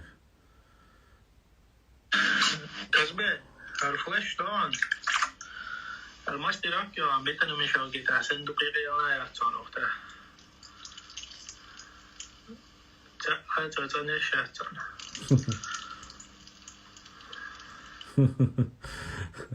Короче, я так понял, все любители флеша уасо мелхи ут иро у уастро у шавек ухса, нохчи ухса.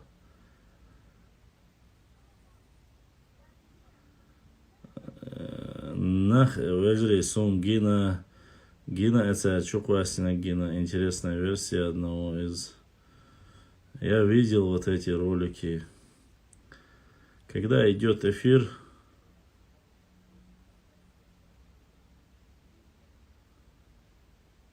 надо посмотреть.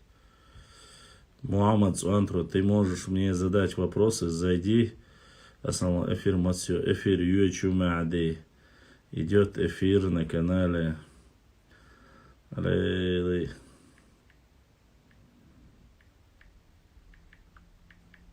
Написал же.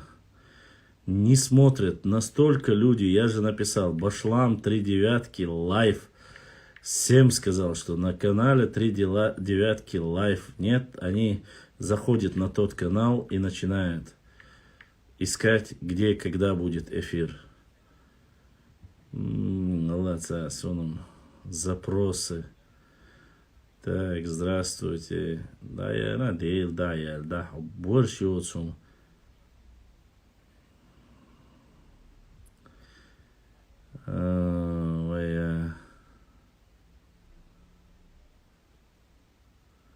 Так. Оставь продать каждому спонсору по 180. Будем каждый день ваш аккаунт сюда. Вот скажите мне прислали, мне запрос. Я понимаю, что это поддержать хотели. Мне написали, Гусейн приведет каждому спонсору по 180 тысяч подписчиков за 7 дней. И мы будем каждый день их вовлекать в ваш аккаунт. Цена 150 тысяч. Возможно скидки. Пишите. Ну, вот скажите мне, 150 тысяч хельджман. Ассаламу алейкум, да, можем узнать, нага хаиш хла эту балах связи верурсо. Связи вал проблемец. Короче. Не знаю, что им еще сказать.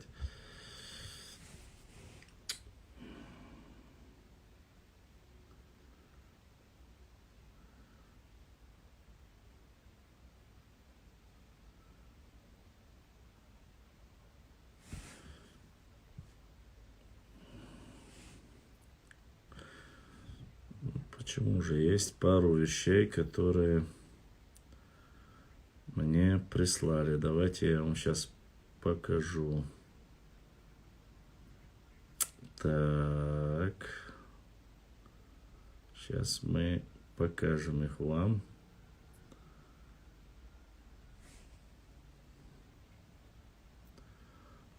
Аминь.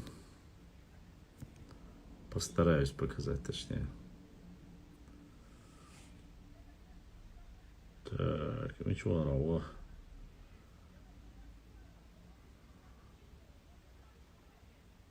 Вот все. Нашел.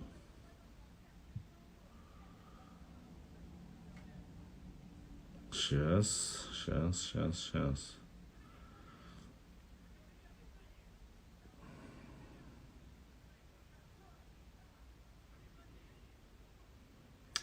Шаг назад, там я хотел.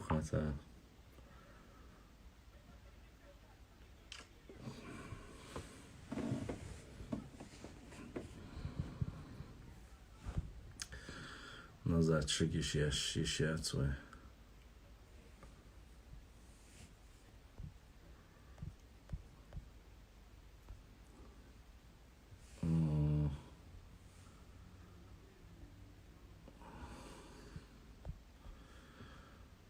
Вот это очень интересно.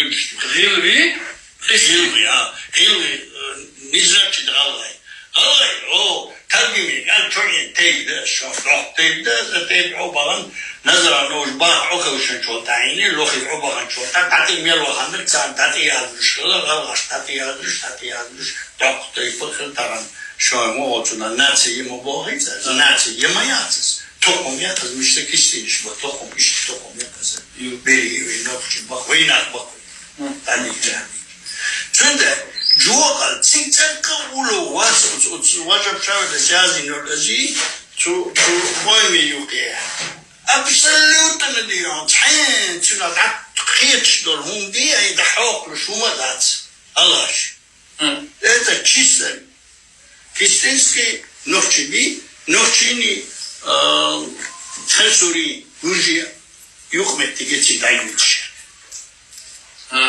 جغرافي حلاش تو شيء الرؤى شتري خيجي دول لقص شيء تو شيء الرؤى شو تعيني سراد عدو حالي بوش متيجس حالي دوز قصوش دوش نوتشيني جوجيني سحالي جداتي خشلو بالباراليل عبوش باللام جاري قيوت خلا نوتشي دابو خوش خوزقي بارسمي خلا تشوعيش ولو قيوت خلا خوزقي بارسمي اجري ولو لاتش خيش ولو خيوتيس اجري حال خيش بيشمل وما تشدوش دول هما جلانكي سو جاري دوش جاري الاخوات دخلي له تشولعو الاخوات ملخص اوتنخ تشعدوش دوقي ده الوخي دون وده ملخص تويه تجاري ملخيين تشو ملخيين لكن بس ملخيين دي قضيه وشو تحيني ما يصير تاشتو از بي تي اسيونو تشو جاري روباخ بوخ جاري ستاكو جاري ده بوخ زلاك بوخ ستاكو ده بوخ سكوكو ده بوخ شو تعيني خي تو يشتر بريش شاورجا اوش شو جاري بوخ جاري جوشي متى مو دوباخ تعيزد جاري ساخلي اك جاري غاس بيدغا تشمي تشخدا كاويا سانتا اوك جاري يشتيس اوك جاري لا دلتا جاري دشيه سغاله سكو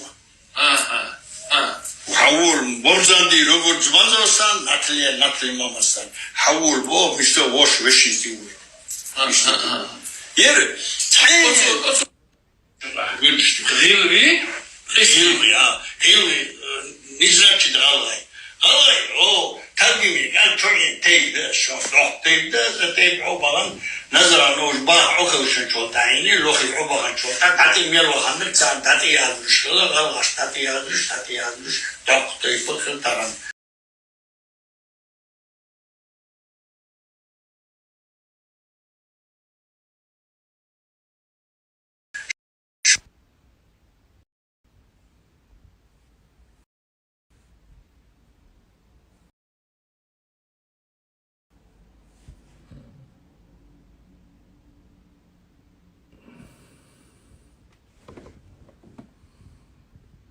Да, Ибраим Хабаев спрашивает. Меня слышно? Раз, два, три, четыре, пять.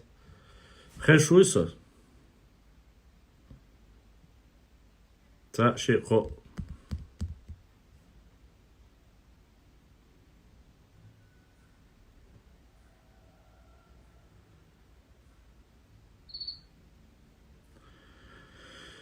Иригду. В Убах, да, Киринг Хаусивай. В работе кистинский диалект чеченского языка исследует кистинский диалект в сопоставлении с чеченским литературным языком ингушским. Автор останавливает внимание на вопросах лексического, грамматического, фонетического влияния грузинского языка на кистинский диалект. Видите, они уже сами это определили его диалектом чеченского языка. Вот Алироев, другие. Ингушские пока занимались обслуживанием чеченского литературного языка, обследуя и выявляя даже Шлакова, Мальсагов, другие. Да, я их не оправдываю, сегодня не могу оправдать. А видите, они их определили в группу. Вот Алироев, другие. Ингушские пока занимались обслуживанием. Что Услар писал в своей работе «Этнография Кавказа. Языкознание. Чеченский язык. Тифлис. 1881 год» на странице 1. Как он пишет, название кистов должно быть изгнано из всякого сочинения, имеющего претензии на научную отчетливость. Кистами называли грузины небольшую часть чечен, которыми по тем временам находились в отношениях. Изгнано из всякого сочинения, имеющего претензии на научную отчетливость. Кистами называли грузины небольшую часть чечен, которыми по тем временам находились в отношениях. Кистами называли грузины небольшую часть чечен, которыми по тем временам находились в отношениях.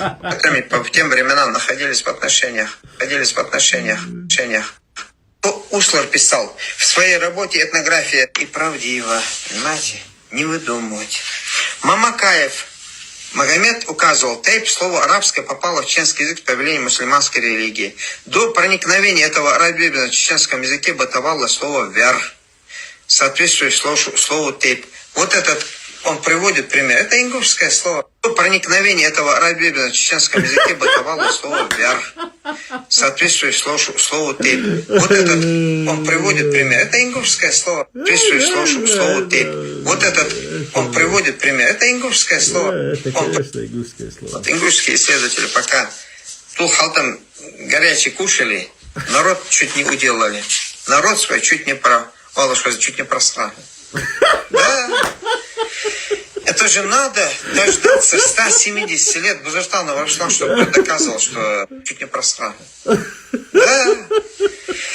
Это же надо дождаться 170 материалов, у меня 3-4 тетради были, что это не только поселение, но так обозначали в классе БД обозначали кровника,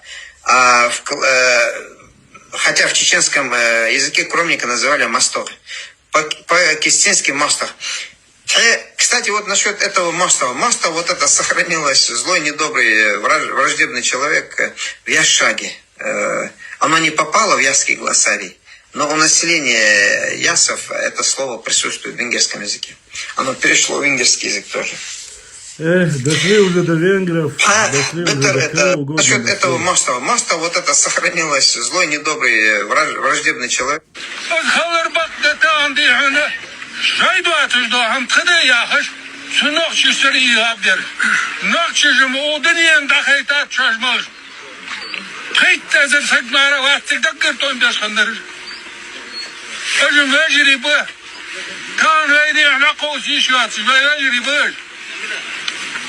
هوني اختيارش دي عسل تلوانش حلوتش Şaştı anak kal yoktu.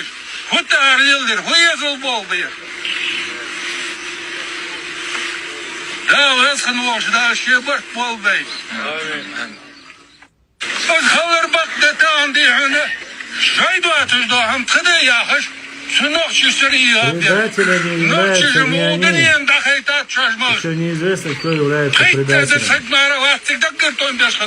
Это предателями не они являются.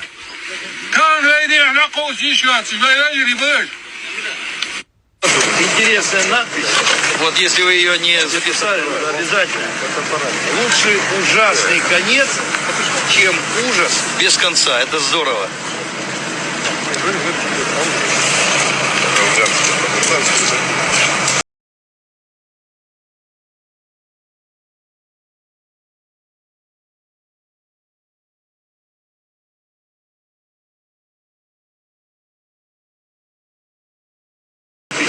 Вот если вы ее не записали, то обязательно.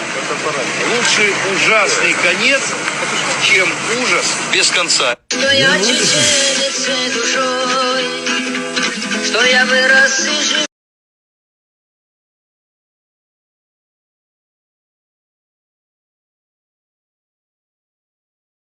Aklıma beyler ateş çekme.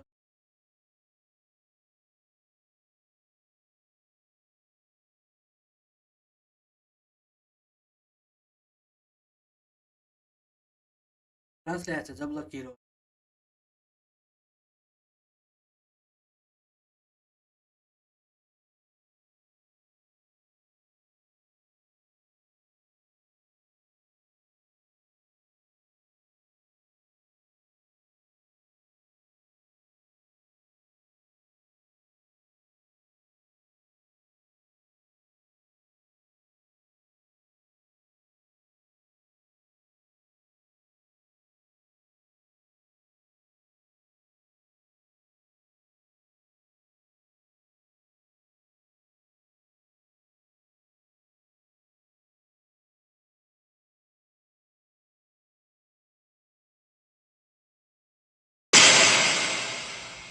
Bref, Grozny est une guerre opposant l'armée russe contre les rebelles indépendantistes tchétchènes à Grozny, capitale de la Tchétchénie.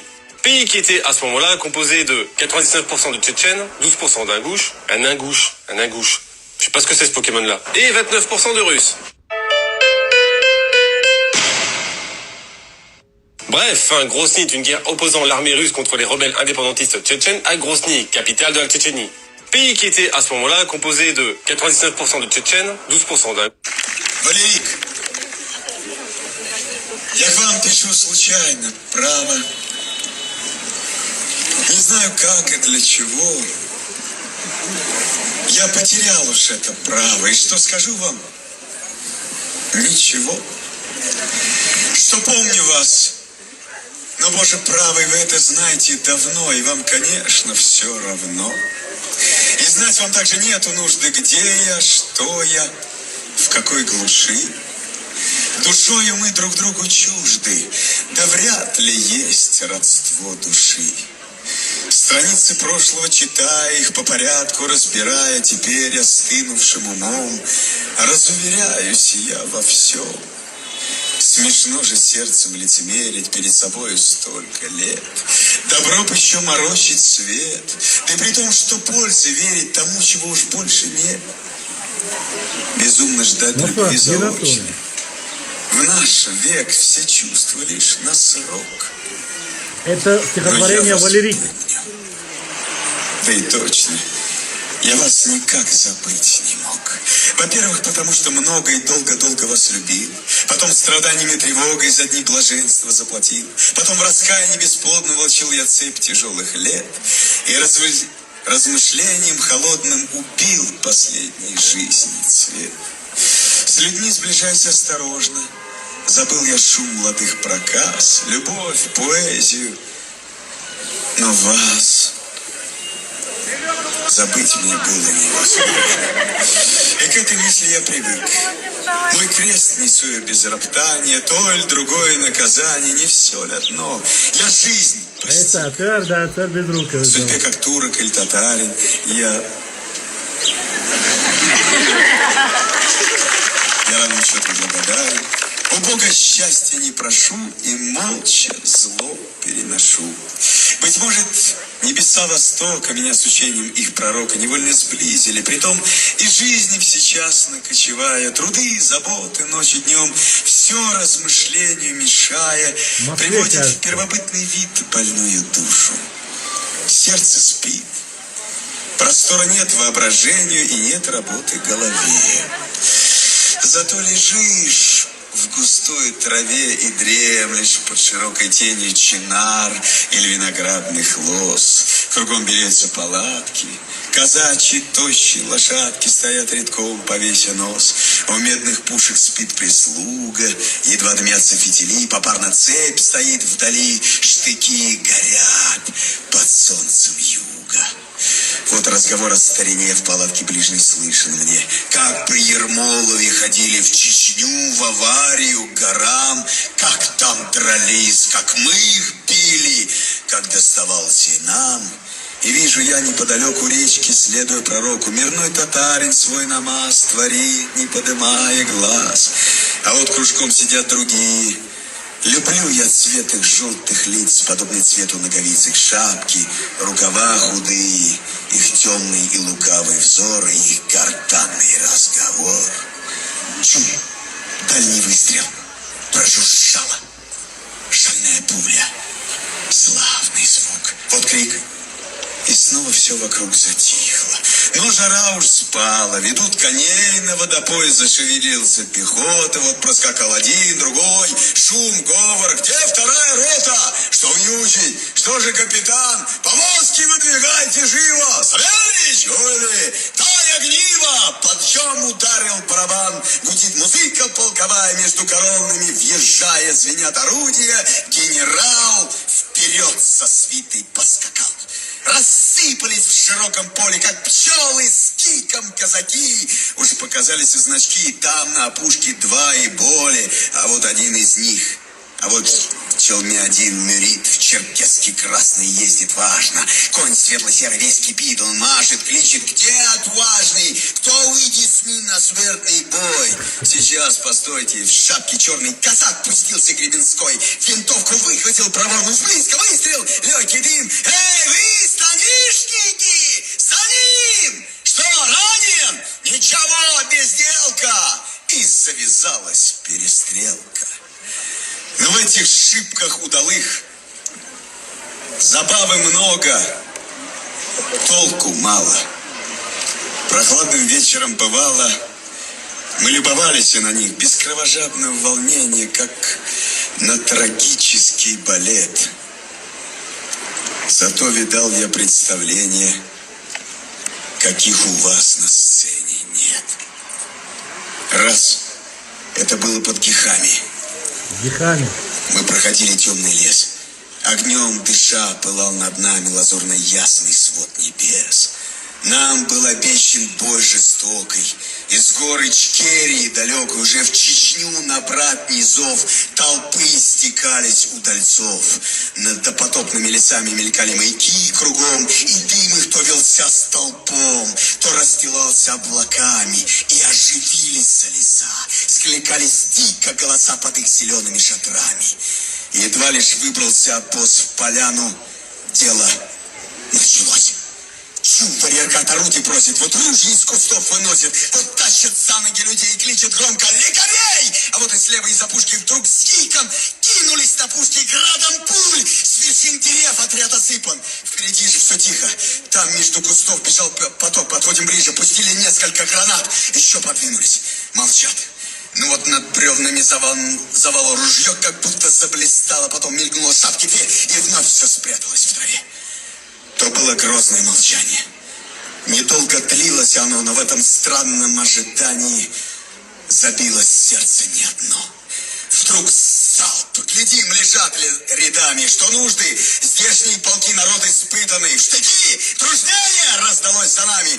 Кровь загорелся в груди, все офицеры впереди. Верхом помчался на завалы, кто не успел спрыгнуть с коня. Ура! И смолкла, вон кинжалы, приклады, и пошла резня. И 2 часа в струях потока бой длился.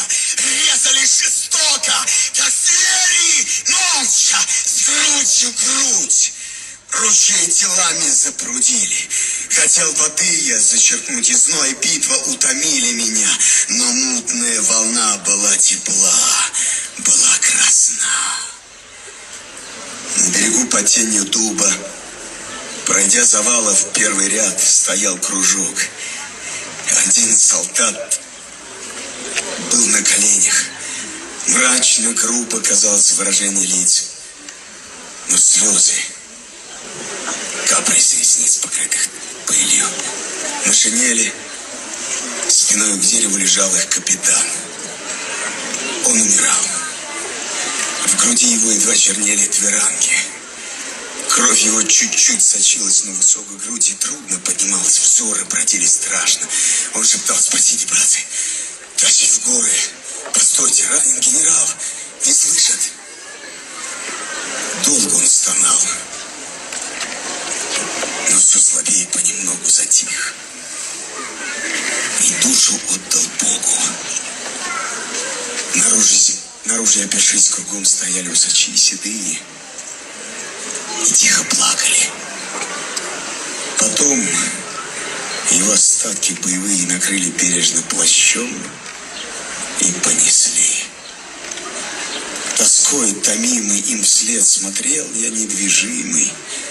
Меж тем товарищи и друзей со вздохом возле называли, но не нашел в душе моей я сожаления, ни печали. Уже затихло все. Тела стащили в кучу. Кровь текла струёю дымной по каменьям. Ее тяжелым испарением был полон воздух. Генерал сидел в тени, на барабане донесения принимал. Окрестный лес как бы в тумане синел в дыму пороховом. А там, вдали, грядой нестройный, но вечно гордый и спокойный, тянулись горы. И Казбек сверкал головой остроконечный. И с грустью тайной и сердечной я думал: жалкий человек. Чего он хочет? Небо ясно. Под небом места много всем, но беспрестанно и напрасно один враждует он. Зачем? Голуб прервал мое мечтание, ударив по плечу. Он был кунак мой. Я его спросил, как месту этому название. Он отвечал мне: Варирик. А перевесь на ваш язык, так будет речь о смерти, верно? Дано старинными людьми. А сколько их дралось примерно сегодня? 1000 до 7. А много горцы потеряли. Как знать, зачем вы не считали? Да будет кто-то тут сказал, и в память этот день кровавый. Чеченец посмотрел лукаво и головою покачал. Но я боюсь вам наскучить. В забавах света вам смешны тревоги дикие войны. Свой ум вы не привыкли мучить тяжелой думой о конце. На вашем молодом лице следов заботы и печали не отыскать. И вы едва ли вблизи когда-нибудь видали, как умирают. Дай вам Бог и не видать. Иных тревог довольно есть. В самозабвении не лучше ли кончить жизни путь и беспроводным сном заснуть с мечтой о близком пробуждении. Теперь прощайте. Если вас мой безыскусственный рассказ развеселит, займет как хоть малость, я буду счастлив. А не так, простите мне его как жалость. И тихо молвите: чудак.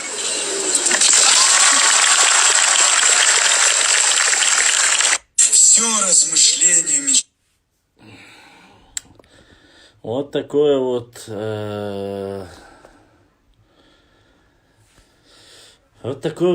сочинение, стихотворение Лермонтова.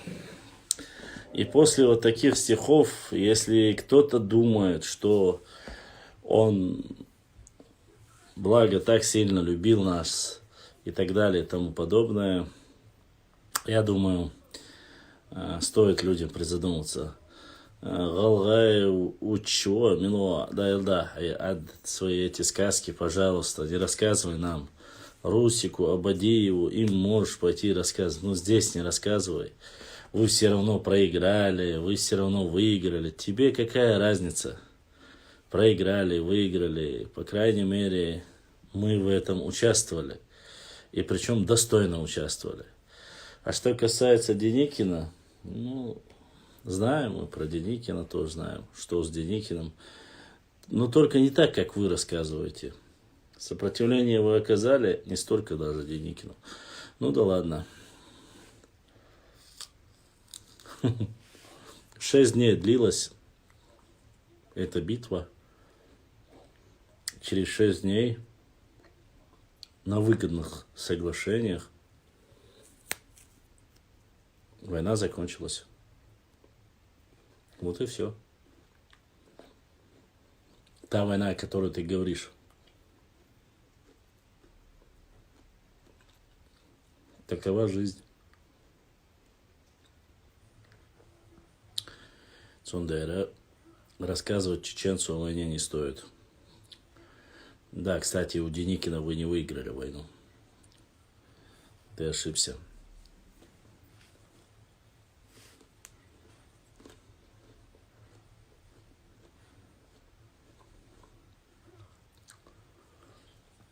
И что?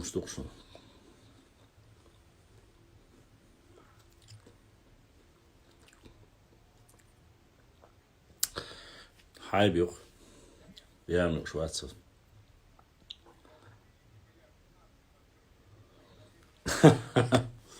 Мухаммад. تخيل.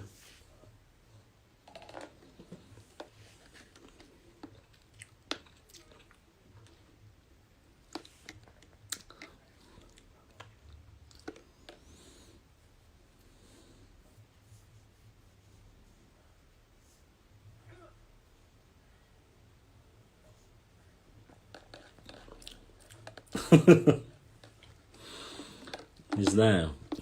Я не читал такие записки Деникина. Может, у вас есть они? Я такого не видел. Но если ты скинешь, нам интересно, мы поинтересуемся. ДРСЛ.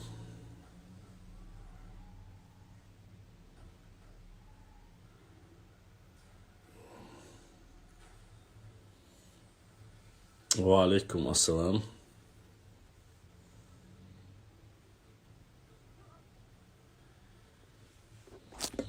Мама, Джесус совет шохчуа, баккенеш бут, ах зудри бокчуа, моя вязда отсумш моя зела шохчуа. Цатоуштег. Ибраим, кто там у вас на YouTube канале, если есть кто-то, кто хочет задать вопрос касаемо, не касаемо истории вообще, задавайте вопросы, если есть вопросы. Если кто-то хочет запрос на эфир,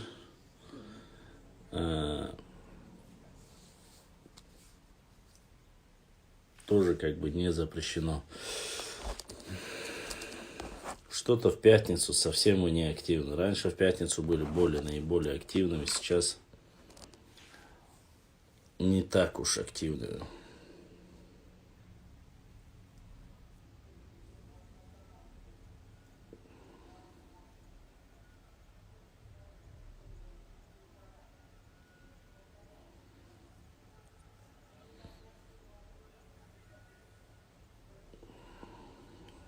Ачхой Мартан, лямниш камел, духью и хайбнаш. Не знаю. Макар, ты по этой старой тематике, пятница-развратница, я скажу, что Мамакаев правильно сделал, что объединил Тайпу в Тухумы. Вот-то что-то, Арзамас, с чего это вдруг? С чего это вдруг тебе такая идея в голову пришла? Но Мамакаев не объединил их. Это не Мамакаева идея. До Мамакаева это сделали. Он просто работы взял эти и перенес просто на свои, как говорится, районные центры, которые социально-экономические были вместе. Может быть, просто само слово неправильно использовали. Башлам, кто основал Ачхой Мартан? Основали Нохчи. Не Ачхой Мартан, Даут Мартан он называется. Назывался в начале. Там несколько тейпов. Аллах, скоро опубликуем это уже.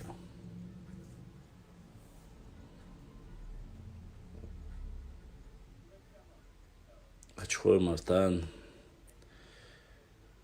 Даут Мартан – это местность еще с 15 века по преданиям была основана.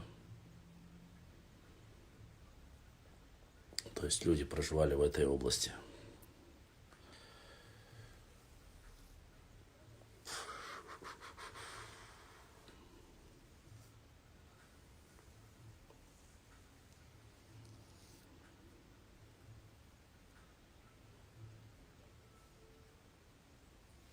В Ютубе, походу, тишина у нас, пока никто ничего не пишет.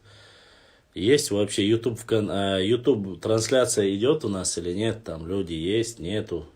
Может, что хотят спросить, есть ли они вообще. Если нету, если вы хотите отдохнуть, отключиться. Родственные тейпы были объединены, и что правильно, чтобы родственные связи не расходились. Нет, ты немножко ошибся. Не родственные тейпы были объединены. Тухум, или как вар мы говорим, это не родственные. Это не друг друга родственные. Эти люди были объединены только территорией собственной, а не родственные тейпы. Ну, вполне возможно, что и родственные тейпы тоже там были. Но, однако, говорить, что они были родственные тейпы, все это неправда. Это территориальное объединение было. Опять же, не путать. Территориально. Социальное, военное, экономическое. Это как раз таки есть. Все, понял. 100 человек в Ютубе есть у нас. Башлам, если я выйду, будет скучно что-то. Вялые у тебя подписчики. Ну, почему вялые? Нет, не вялые. Они тебя слушают. То, что ты рассказываешь, ты их веселишь очень даже. Мне одна ингушка Катиева говорит, почему чеченцев боятся и уважают. А когда говорят ингуш, нет такой реакции. И говорят, почему мы такие смуглые, а вы такие блондины большинство. Ну, я не знаю, от чего они смуглые, это я не могу сказать. Светлые, русые, рыжие. Ну, вообще разные. Башлам, видишь, в Ютубе намного больше людей. Не все зарегистрированы. Инстаграм. Да, я согласен, что не все зарегистрированы, но Инстаграм платформа нам необходима и важна очень. По крайней мере, здесь, если мы потеряем часть людей, которые в Инстаграм, почему? В Инстаграм любое время в машине, где угодно можно взять телефон, использовать его для эфиров, и он коммуникабелен. YouTube в основном использовать компьютеры, поэтому это чуть совсем другая тема. Мое мнение, что у нас было только 4 тухума основного выпуска. Ну, это хорошо. У ингушей очень много блондинов, можно сказать, 60%. Он от себя сочиняет 60% блондинов. Среди ингушей, ты про каких ингушей говоришь? А вот здесь 60% блондины, то это, конечно, что-то новое. Этого даже я не знал. Макар, он сказал, что это его личное мнение, как Борзик и в шуточной форме растягивая, так говорил когда-то, если ты взрослый, то поймешь.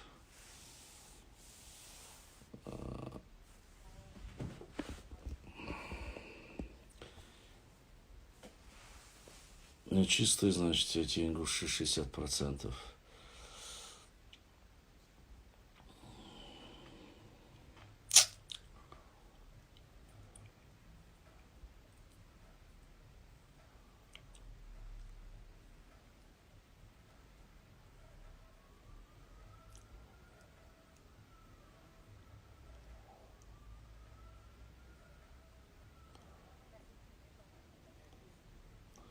Да, есть смуглые и черные.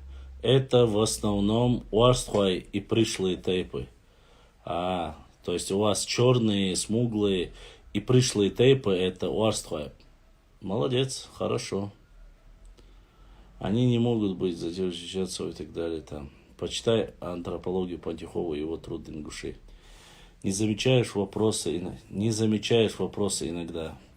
Да, у меня не всегда я бывает замечаю, когда что-то рассказываю, пытаюсь до конца довести, а пока я дохожу до конца, уже вопросы уходят, поэтому если вдруг все говорится косяк, я лясну интердолу, может быть я не отвечаю. Я не сказал, что это плохо. Не сказал. Башлам, скажи правильно. Хайбнош или хайбниш. Я не лингвист вообще. О, хайбнош, олсара. Хорошо, свойственный человек, но так или иначе, первый тхум был Дзурдзуки. И в него входили представители всех чеченских родов. Аллай. Только что выдал себя, что он не Орстхо. Борзик, все нормально. И так правильно. Хайбнош, косяк меча. Косяк меча. Орство, по-моему, наоборот, светлые бывают. Не знаю. Они говорят, пришлые тейпы, говорит, и орство бывает только темные. То есть я так понял, он сравнивает орство и их делает пришлыми, как говорится.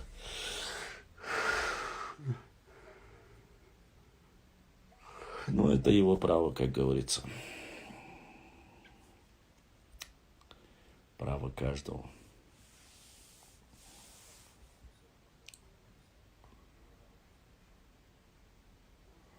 Я сказал, что я цечубах, я не говорил, что я варство. То есть цечу это не варство, да? Вот, ты вообще капитально ты хорошо знаешь этнографию, я так понял. Вообще,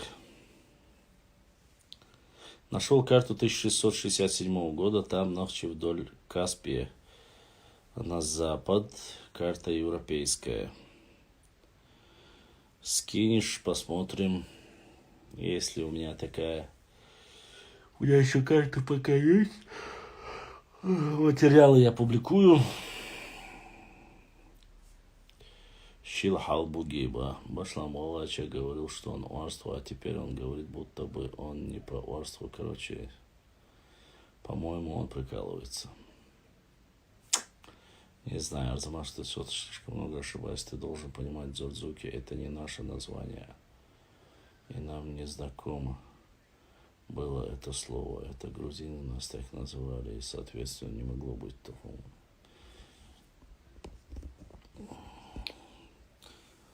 Я уверен, что и Тухума слово тоже не было нам знакомо.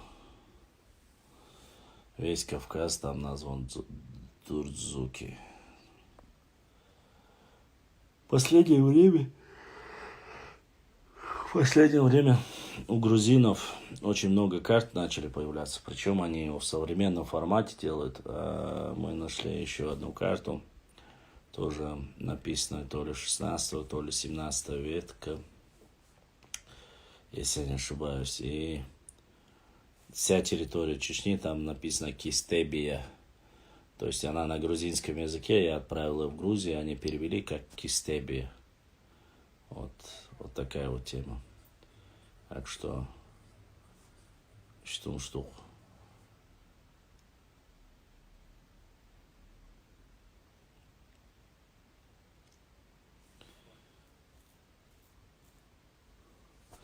Нам свойственно ошибаться. У нас с образованием, если не религиозные какие-то направления, на образование главное воинственность. Вот. Это было первоначально самое главное, понимаете? Что-то меня сглазили, походу, совсем сглазили. Телевизор сглазили и так далее и тому подобное. Я считаю, что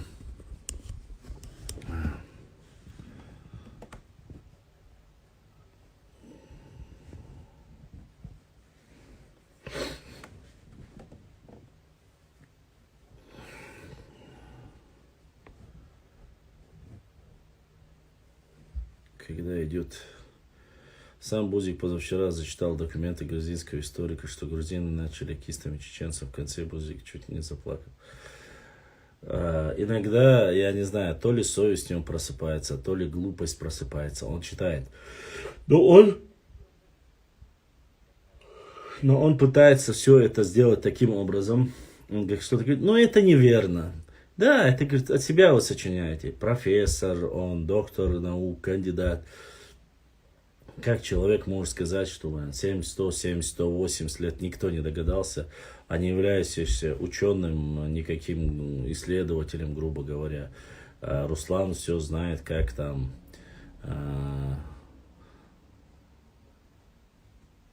что там на самом деле было. Он разоблачил, понимаешь, всю Академию наук разоблачил Грузии, всех ученых, вся там России, Советского Союза, царская Россия разоблачил. Получается, да, сначала царская Россия, нет, началось все еще с древней истории, то есть он еще со времен 7-8 века разоблачил всех, то есть это всех монахов, епископов, их разоблачил. Потом он разоблачил царская Россия, ученых царских России, грузинов, армянов, грузин разоблачил он. Потом уже советский период, всех ученых, которые были одними из самых сильных там историков, их разоблачил он. Потом, после советских ученых, сейчас он разоблачил всех современных российских ученых, которые основывают свои работы на Джавахашвили и все остальные. И один Руслан, единственный неповторимый Руслан, Артема, Тёмыч там и так далее, они разоблачили всех нормальных ученых, которые писали докторские, кандидатские, профессоры, там все остальные их лавры не перечислить. Руслан догадался, остальное никто не догадался. Вот какие нехорошие вы люди, редиски вы все. В конце говорит, все это неправда. Конечно, все это неправда, потому что Русику это не важно. Ну, что сделал Дашириев, что сделал Алироев, да и все ученые, которые, они уже, как говорится, известные люди, ученые, они люди, которые больные, понимаешь, все поэтому. Башлам, может быть, я не в тему спрошу, но все хочу спросить. Ты играл Resident Evil на PC1? Я Resident Evil играл, мне очень нравится. Все, что касалось ассасинов, мне нравится. И Resident Evil я играл, но я на PC1 не играл на нем. PC1 я не играл, я его играл на Sony PlayStation. Вот. У меня не было PC, тем более в 2000 году, какие были PC, не PC, я не знаю, я не видел такого. Resident Evil играл, это было в более позднем периоде. Ты написал в 2000 году, какой PC, блин, здесь война шла, здесь как такового не было игр. Да и Sony PlayStation вышел намного позже, чем... так что я не играл, не знаю, или ты мутишь что-то. В PlayStation играл, нравится одна из таких самых, мне нравится Action World, как он назывался, еще одна игра была там. Ну, короче, греческая игра. Там World God или что-то там убивали, греческих богов убивают, какой-то, короче, такая тема. Ее играл я.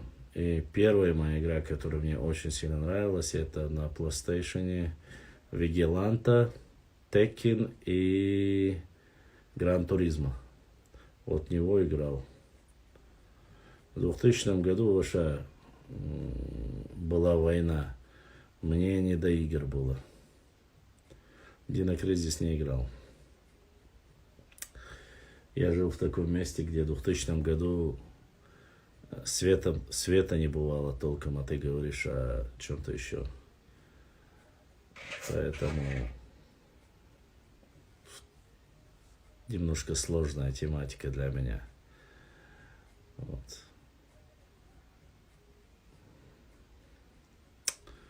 Люди думали, как выжить. Хотя некоторые думали, как исказить, как оскорбить, написать что-то. Футбол уж сонет, я жизнь доели, я Хасан. Я не играл в футбол, игру не играл. никогда не понимал этого, конечно. Это не моя тема. Игры я мало играл. Моя жизнь в то время, чем я занимался? Сейчас я вам скажу. Я занимался в нулевых годах, кажется. Я керта болбешворсу. То есть я арматуры выравнивал. То есть сперва я их сжигал, потом они становились мягкими. 12-килограммовой кувалдой ложил на бетонный блок и выравнивал их. То есть выравнивал арматуры. Стальные становились мягкими, то есть уже после нагревания их можно было как-то выровнять. Такие толстые арматуры. Все руки у меня были обычно после кувалды в крови. Несколько раз мне повезло. Арматура тоже бывает разная, мягкая и более стальная. И с первого удара, когда нужно было развернуть, они разные изгибы были. Из-за войны плиты все помяты, а укреплялась дамба, чтобы Аргун, когда поднимется, чтобы село не затопило. И туда привозили вот эти бетонные плиты из города Грозного, все привозили туда. Их оттуда с плит выбивали, эти арматуры привозил я к себе, разжигал огонь, выравнивал и потом уже продавал для строительства. Или же собирал камень на реке Аргун, тоже продавал его и тем самым заработанные деньги отдавал репетитору. У нас там были репетиторы, пару остались еще в то время, были русские учительницы. Я их нанимал для того, чтобы дополнительно вне школы заниматься алгеброй и русским языком, кажется, я дополнительно платил. Вот так читал, работал, зарабатывал, днем работал там, вечером обучался. Так вот проходили времена, когда село было в окружении. Оно было часто в окружении, почти всегда. В лес ходить нельзя, потому что после очередного в лес, когда за дровами пошли, были большие жертвы. Российские то ли с градов, кажется, с градов обстреляли, то ли с гаубицы обстреляли. Асланбек, брат Асланбек задонатил, Асланбек дал Саадуэл, дал Духуахуэл. Обстреляли лес, было много убитых, очень много было оторвано конечностей. Вот больше в лес за дровами не ходили, поэтому или камень, или арматуру. Новости все мы узнавали из маленького телевизора, который можно было присоединить к аккумулятору. Вот такая вот жизнь была, поэтому мне не до PC было, и само собой и говорить об этом не сильно, как говорится, хотелось. Да и какие игры. Люди думали, что поесть и как выжить. Каждый день студенты, которые учились, буквально в 2000-м я еще нет, в 2001 я закончил школу. После 2002 году я поступил в университет. В 2002 году я поступил в университет на исторический факультет. И вот с этого времени я уже, как говорится, стал студентом прохладной жизни. Опять же, пока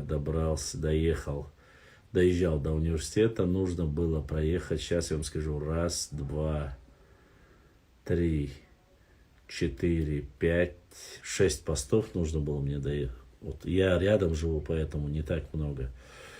1, 2, 3, 4, 5. Если объехать на минутке 6, потом 6 постов, Садовая 7. Да, 7 постов нужно было проехать, чтобы попасть в университет. То есть каждому нужно было военнообязанный. Начинали проверять плечо, руки проверять, есть ли порох, нету пороха там. Ну и так далее и тому подобное. Через все это мы прошли. Знаем, каково было это время. Ну, я уж не говорю, что происходило в университете.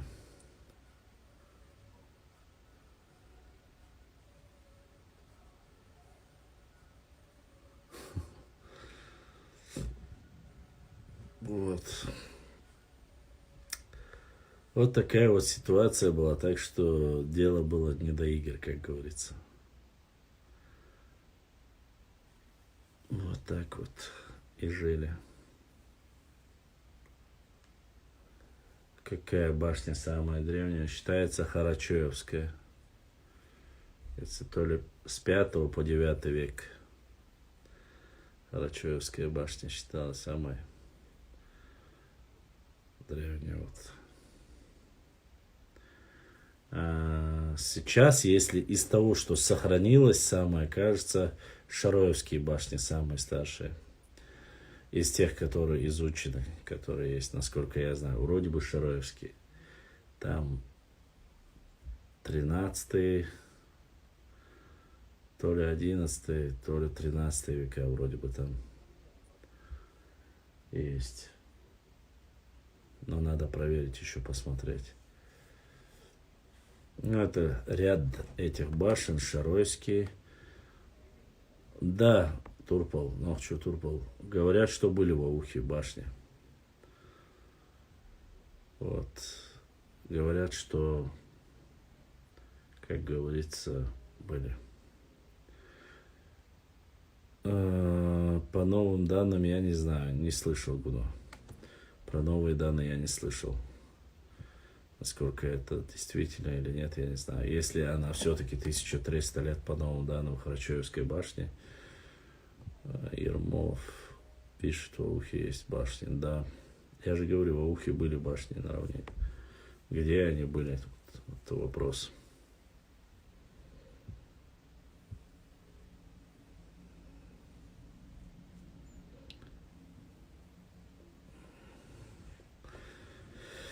Тайповым башням я сейчас уже не могу сказать, сколько лет. Дади-Юрте были, тоже описано. Дади-Юрт уничтожен был, поэтому. Но Дади-Юрт это Претеричи, поэтому об этом много говорили, много писали. Тоже есть. Да, есть. У Дубровина есть, читали мы. 2 башни, кажется, было, Дади-Юрте.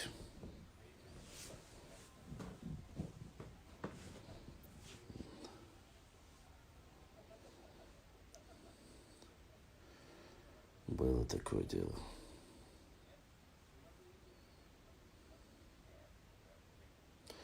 Башлам, а ауховцы участвовали в Кавказской войне? Конечно, участвовали. Еще как участвовали. Ауховцы очень сильно, активно участвовали. Они как никто другой ауховцы участвовали в Кавказской войне. Вне всякого сомнения. Судяца Ащекуяц. Наибом Ауха был Ташухаджи Саесанский, Саеснар Ташуажур. Он был и религиозным деятелем, и военно-политическим деятелем, так сказать. Поэтому за это дело однозначно мы можем гарантировать и сказать.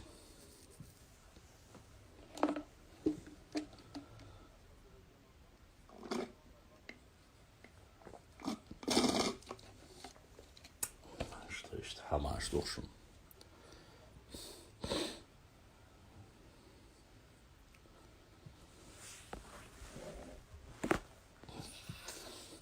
Об исторических процессах, когда начинают говорить каждый, у нас кого не спросишь. Читал, как от ночи убегал и сам Ермолов и притворился обычным казаком, подгонщиком. Про это пишет Дубровин, ссылаясь на Ермолова. Нет, этого я не читал, Балык Ильич. Этого я не читал,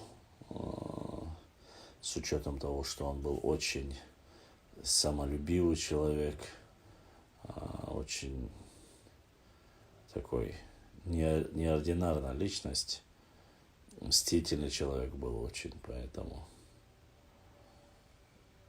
я единственный раз слышал, что он ушел от нападения Бейбулата Таймиева. Вот этого я натыкался, что вот запланированное раньше или позже, то, что ушел он. Туман помог ему уйти от того, что его там подсиживали, хотели убить. Это я читал. Вот это было. А остальное врать не буду. Чего не видел, того не видел.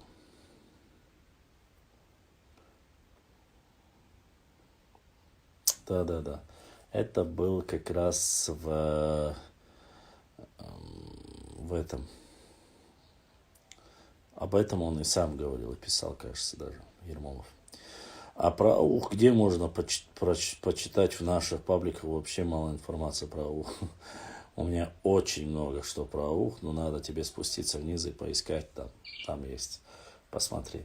Вот. Что касается Ермолова и этого периода, этого как раз таки тот период, когда Ермолов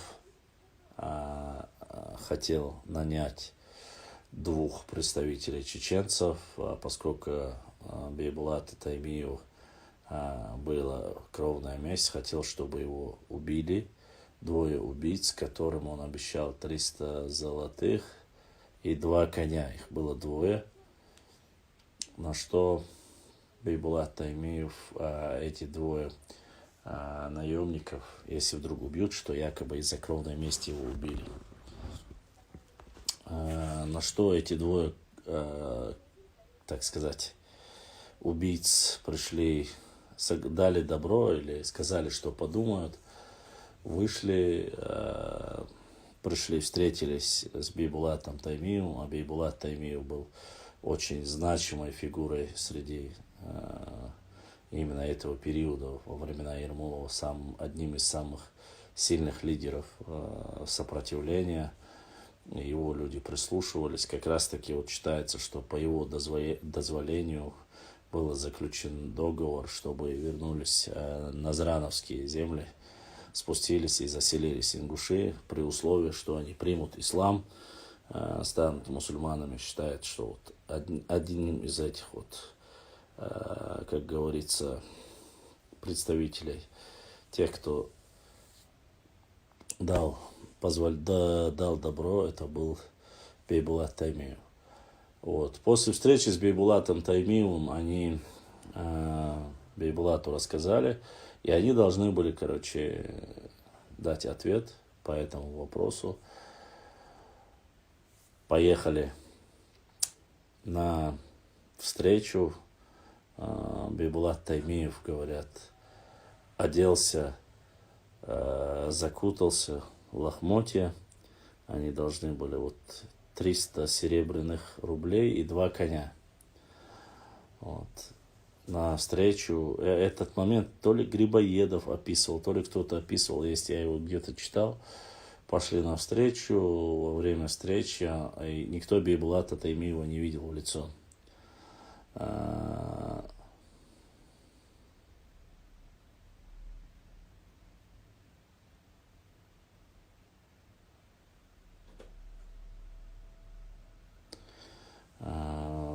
При встрече он зашел, и якобы в присутствии писаря, то ли писаря, который там, как он назывался в должности, я не знаю, как в то время, человек, который писарь вроде бы назывался он, или поручик, там, он личный секретарь, кажется, личный секретарь. И, говорит, он начал говорить, что, мол, И он обещал, что после этого, если его убьют, именно убьют, то были сожжены ряд сел с условием, если сдадут Бейбулата Таймиева, что прекратятся это насильные действия против мирных сел, там, где проживают. Из соглашений, которое заключалось вместе с ними. Вот. И, само собой, утром, до того, как пойти, Бейбулат Таймиев попросил разрешения у Мехкела, то есть еще в то время был адъютант, верно. В то время еще был у него, в то время был еще Мехкел, Вот он там попросил разрешения о том, чтобы дали добро. Так, по шлам, я спросил у ингушей, кем они были до появления у них башен, а он спрашивал, кем мы были до пророка Ноя. Я ответил, ингушами, так как ученая ингушка считает, что ингуши древнее Ноя. Ну да, я это помню, да, это и самое главное, что она профессор. Я правильно, да, абсолютно верно, ты правильно ответил, думаю, что, надеюсь, он понял всю иронию твоего ответа.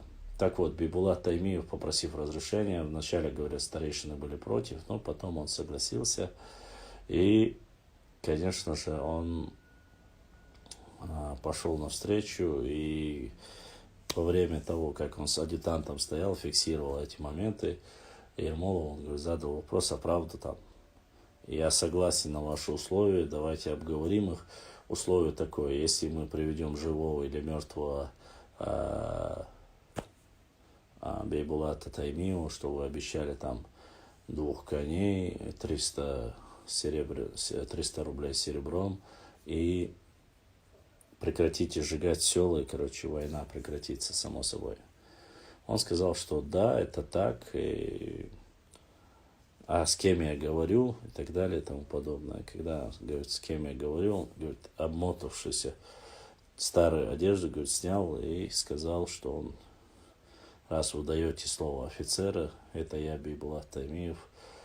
Вот такой вот ход, который был сделан самим Бейбулатом Таймиевым, от чего сам, конечно, Ермолов был немного шокирован.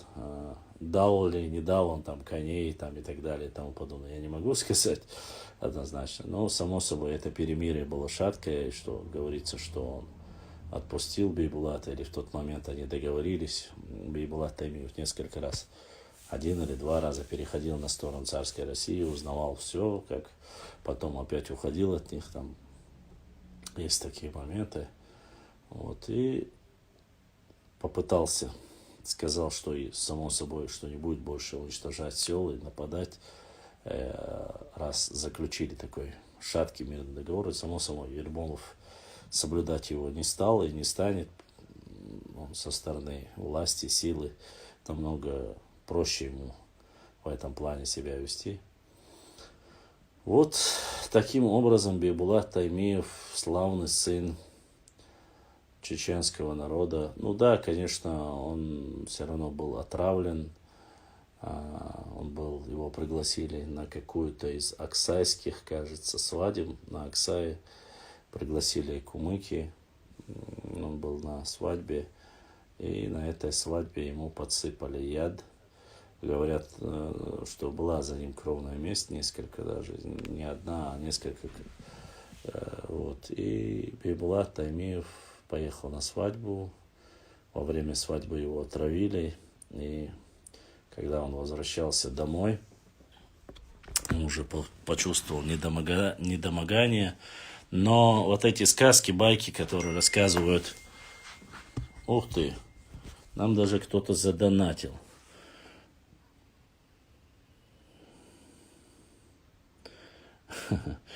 Это сестра задонатила. За Тайми Биболта.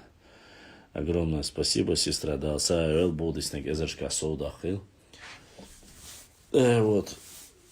Те вот эти сказки, которые сейчас рассказывают про Тайми Биболта, о том, что якобы ему какой-то князь кумыкский, когда он там отомстил за отца, отрубив ему голову, короче, и так далее, тому подобное. Это чушь собачья. Никакую голову ему никто не отрубал. Он приехал, вернулся домой. Он жил, в то время как раз находился в место проживания его было.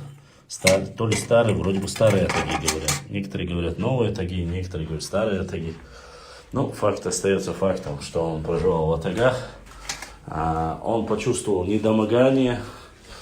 Вот. Несмотря на это, хоть ему стало плохо, его лошадь довезла его до дома Бейбулата, после чего он отравленный скончался.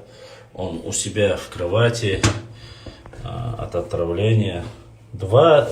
Я разговаривал с его потомками, то ли 2, то ли 3, я точно не помню. Но где-то с неделю он еще прожил. И вот так скончался славный сын чеченского народа Бейбулат Таймиев. Вот. И сегодня, как говорится, его потомки тоже живы, есть, существуют. Ни от кого не скроешь его. Но участь Бейбулата Таймиева, конечно, чуть-чуть отличается от Очерхаджи. Кстати, когда мы говорим об Очерхаджи, который убил генерала Весеневича, вот по этому поводу, когда тоже разговаривают и говорят, немножко путают. Потомок Очерхаджи, прямой потомок, который из Тейпа Гендергно, рассказывал, что Очерхаджи не был убит на этой встрече как рассказывают эти генералы, что их там чуть ли всех не расстреляли.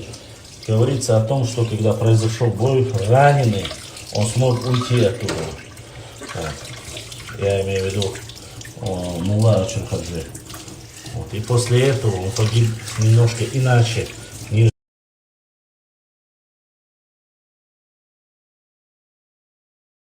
Чего нам рассказывают от себя, чтобы мы поверили, но факт остается фактом. Очерхаджи не был ни аварцем, ни лакцем, как сейчас уже начали переделывать, тем более кумыком он не был. Это был представитель Нохчи народа. Вот. Не знаю, возможно, у них были и свои какие-то предания. Я не против, но никто сегодня так и не смог предоставить доказательства, что он был кумыком. Также и про Узун-Хаджи, Узун-Хаджибаса, Ташу-Хаджи тоже никто не может предоставить доказательства о том, что он был представителем там, не знаю, кумыкского народа, потомков его я не видел, Ташу-Хаджи Саесанского. Пока исследовательские работы ведутся, мы работаем над этим. У каждого своя правда, кумыки говорят свой. Нохчи тоже делятся на 2-3 версии по этому поводу. Кто-то говорит, что он был Цуантру, кто-то говорят, что он был Дишни. Но мне разницы нету, честно сказать, кто он был и к какому тейпу он относился. Но суть остается сутью, что исследовательские работы по этому вопросу мы ведем, ищем. И кто-то еще задонатил. Огромное спасибо. Да, Саэл, я это не донат. Да, дух, да. Вот. Из новостей, которые были у нас, наиболее последняя активная такая новость, это оказалось, что у щекороевцев есть башня Уарствай Мавка, что и там тоже у них была башня. Хотя сами щекороевцы относятся к кластеру Шароевскому, Шараю, Щекороюрт, Шаройский. Но, как мы видим, здесь показывает об общности нашей истории. Шаройский район – это восточная часть нашей родины. И сегодня мне скинули буквально новую версию истории, которая якобы Луамару, который сидит у меня в эфире, закинул статью с такими вот с пафосными словами, что якобы чеченцы там соседи, или как он написал, так называемые братья, кажется, он написал, что-то вот такого, крадут наши петроглифы, якобы они являются ингушскими. Правда, мне было немножко смешно, но дело в том, что эти петроглифы не являются никакими не ингушскими, это однозначно, нету ингушских петроглифов, как и нету чеченских. Эти петроглифы намного древнее, чем мы представляем. Ну, я-то уже привык к нордейским сказкам, но, да, иншаллах, Завтра у меня несколько материалов, я просто пока придерживаю по разоблачению вот этих фейковых новостей. Почему? Потому что каждый раз, когда я разоблачаю, люди начинают говорить, у тебя вот не именно только исторический паблик, а вот ты еще занимаешься там, только как будто бы я занимаюсь разоблачением. Нет, вы же, у нас очень много материала, у меня в данной ситуации, но я жду, пока мне поступит эта зарплата. Мне должна поступить зарплата. Вы знаете, нам заплатили 5 миллионов за то, что мы проводим свою деятельность. Вы не знали? А вы спросите, норвежцы говорят, что нам дали 5 миллионов, нам, я имею в виду, чеченским блогерам. Правда, я еще не получил эти 5 миллионов, но и все же жду, пока они поступят. Когда они поступят, еще больше... У меня нет карты.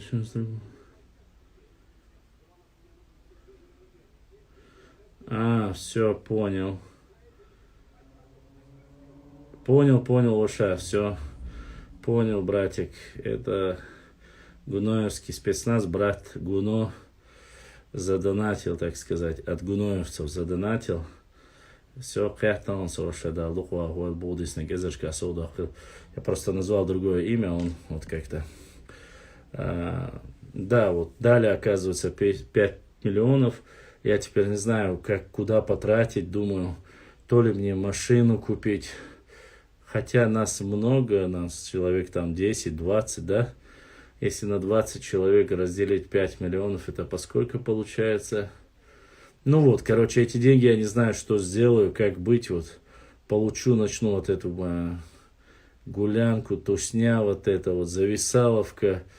Короче, все, я себе куплю, вот у меня вот есть мечта для хорошей работы, я куплю Марк 5, потом я куплю, наверное, машину я не куплю, я возьму Марк 5, фотоаппарат с Wi-Fi, который могу вести сразу в YouTube трансляцию, потом я возьму себе обязательно ноутбук, моя мечта, это хороший ноутбук, MacBook Air Pro, кажется, такой тонкий, с самой такой хорошей оперативной памятью, жестким диском.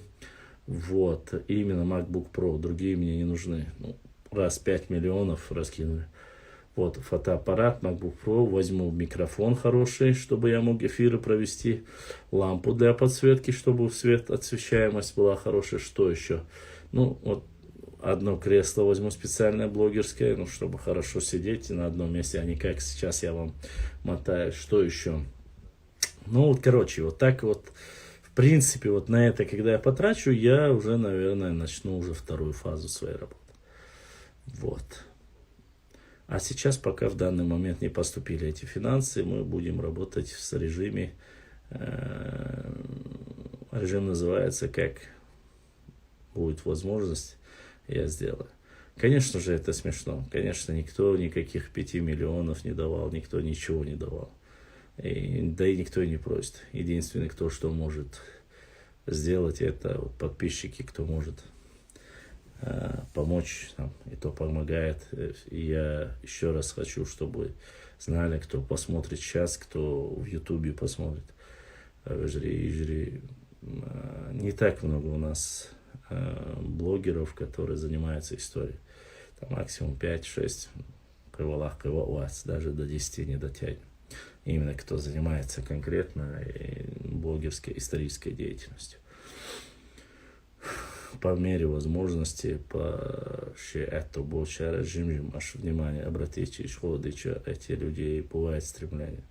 Аллахи, порой просто не вытягиваешь. Я клянусь вам, я бы, наверное, закидывал только исторические материалы, только документы, только фотографии, там, только всего, только вот что важно в истории. Но я, к сожалению, почти год занимался этим, и прироста аудитории не происходит.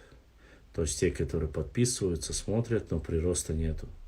любой русский, у русских других они делают, у них есть прирост. У них есть и количество людей, все-таки 100-140 миллионов человек, там и плюс-минус СССР, там бывшие СССР, там подписываются русскоязычные, они могут. А у нас вот нету контингента, которым нравился бы источник, правда. И мне приходится закидывать, иногда про медицину закидывать, иногда про здоровье закидывать, иногда про юмор. Само собой, вы должны знать общее правило. Если ты не закидываешь свои личные фотографии и так далее и тому подобное, Инстаграм-политика просто-напросто тебя банит. То есть закрывает твой канал, если ты не показываешь, как говорится, свой фейс. Это нужно понимать. Поэтому многие другие каналы, которые не показывают свои лица, по жалобам их могут закрыть. А те, кто ведет свои эфиры, свои фотографии выкладывать, их закрыть намного труднее. То есть они должны жестко нарушать. Теневой бан, закрытость, это все, там, конечно, есть свой ряд проблем. И эти проблемы заключаются в том, что если ты смотришь по статистике, смотришь прирост, сколько добавляется, сколько отбавляется, и он тебя автоматически банит и не дает тебе выходить в топы. То есть твой ролик, чтобы были большие просмотры. Буквально в прошлом месяце у нас были ролики некоторые, которые просматривались по 70 тысяч, по 80 тысяч просмотров роликов. Наши ролики очень хорошо, даже исторические ролики уходят в ТикТок тоже. Но в ТикТок, я регистрировал ТикТок на телефон, у меня начали просто-напросто жестко бомбить. Именно эта программа ТикТок начала в режиме, я не знаю, просто онлайн отправлять запросы, чтобы на мою личную почту, что меня пытаются взломать, что хотят зайти. Стоило мне загрузить ТикТок, вот это начало происходить. То есть китайские хакеры в этом плане очень назойливые, очень сильно работают над программами Apple. Несмотря на то, Android вообще никакого шанса нету. iOS еще какое-то сопротивление есть, но, по крайней мере, произошло. Мне пришлось сразу его блокировать и убрать со своего телефона, после чего у меня и защиты, и все остальное перестали приходить запросы, то есть перепроверять, что кто-то хочет зайти, это вы или нет, проверки на мой аккаунт. Поэтому осторожнее будьте с ТикТоком. Несмотря на то, что ролики наши там расходятся, программой нужно быть поосторожнее. У нас до сих пор, иншаллах, есть огромное количество хороших материалов, но проги нужны, очень хорошая там обработка на компьютере нужно. Через чей-то компьютер, через чужие, как говорится, железо, я их протаскивать не хочу, потому что есть там ряд своих нюансов. Гейт еще что, гейт еще что. То есть там есть определенные условия,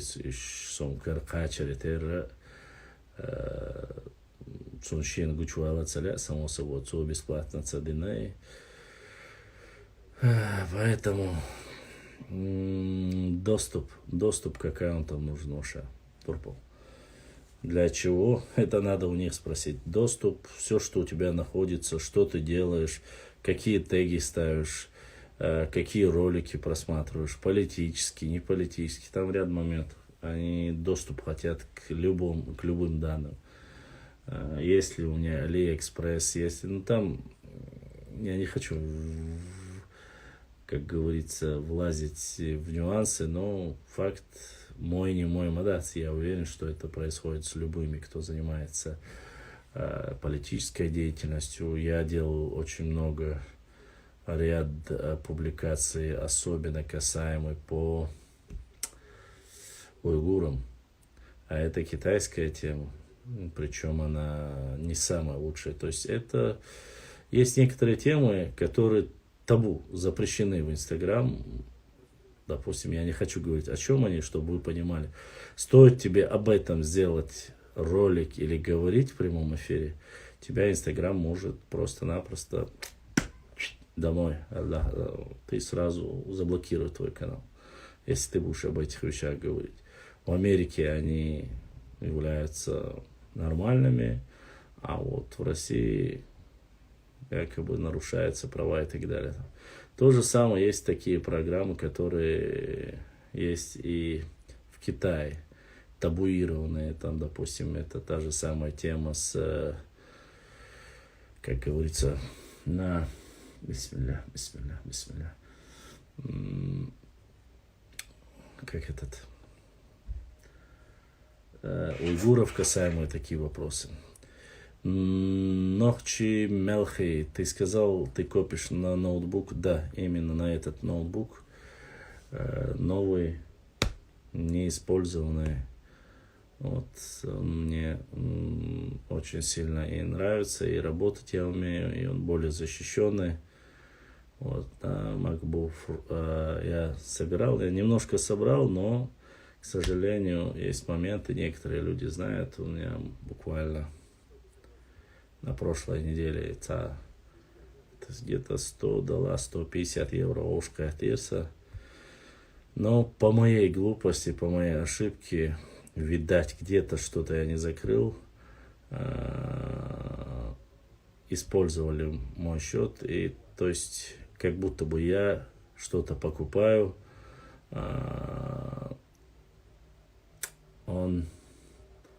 сняли у меня эти деньги. Само собой, я написал заявление в банке, карту аннулировали и так далее и тому подобное. И после этого я, как говорится, уже нет у меня ни долларовой карты, кроме рублевых, нету других. Положение халер, ну, да, понемножку что пока эти возможность ограниченная, но ничего. Все на флешках есть, все на телефонах есть, просто-напросто телефон жестко моросит, когда много каналов. То есть в любой ролике, там есть нарезки, их нужно искать, нужно повторы убрать, качественные оставить. Исторические ролики есть, научные ролики есть, фотографии есть карты. Это все нужно по папкам разбить, это все нужно разложить. То есть вся вот эта тема такая. Башлам, сколько стоит это? Макар, этот ноутбук очень дорогой, Баша. Он очень дорогой. Сумму сейчас очень зависит от стоимости доллара. Это американская компания. Ну, теперь Америка очень галерас. Посмотрите, она юитишь там с какими-нибудь скидками.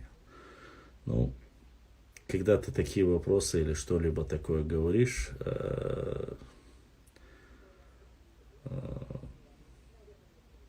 твои знакомые немножко, конечно, теряются.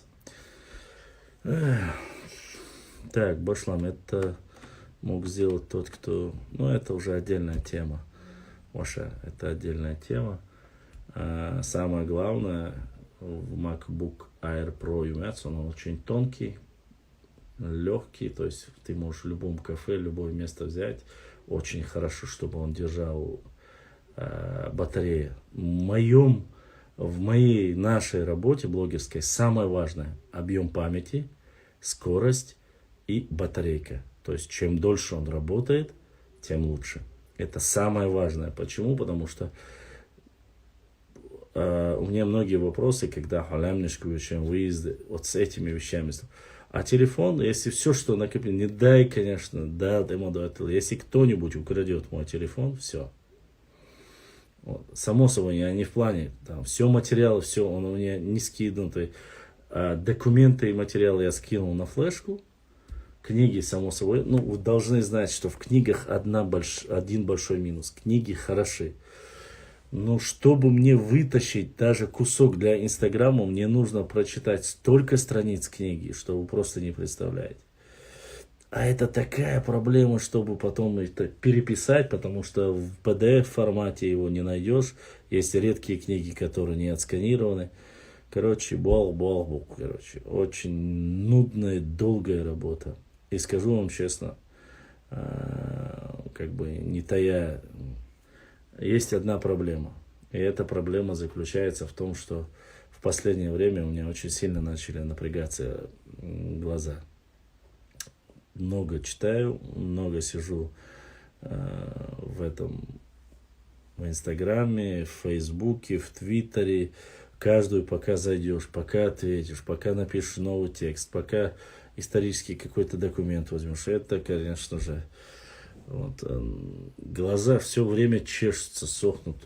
Надо вот давать время от времени отдохнуть, и поэтому вот как-то так получается. И что штуку выжри. А так, сейчас вот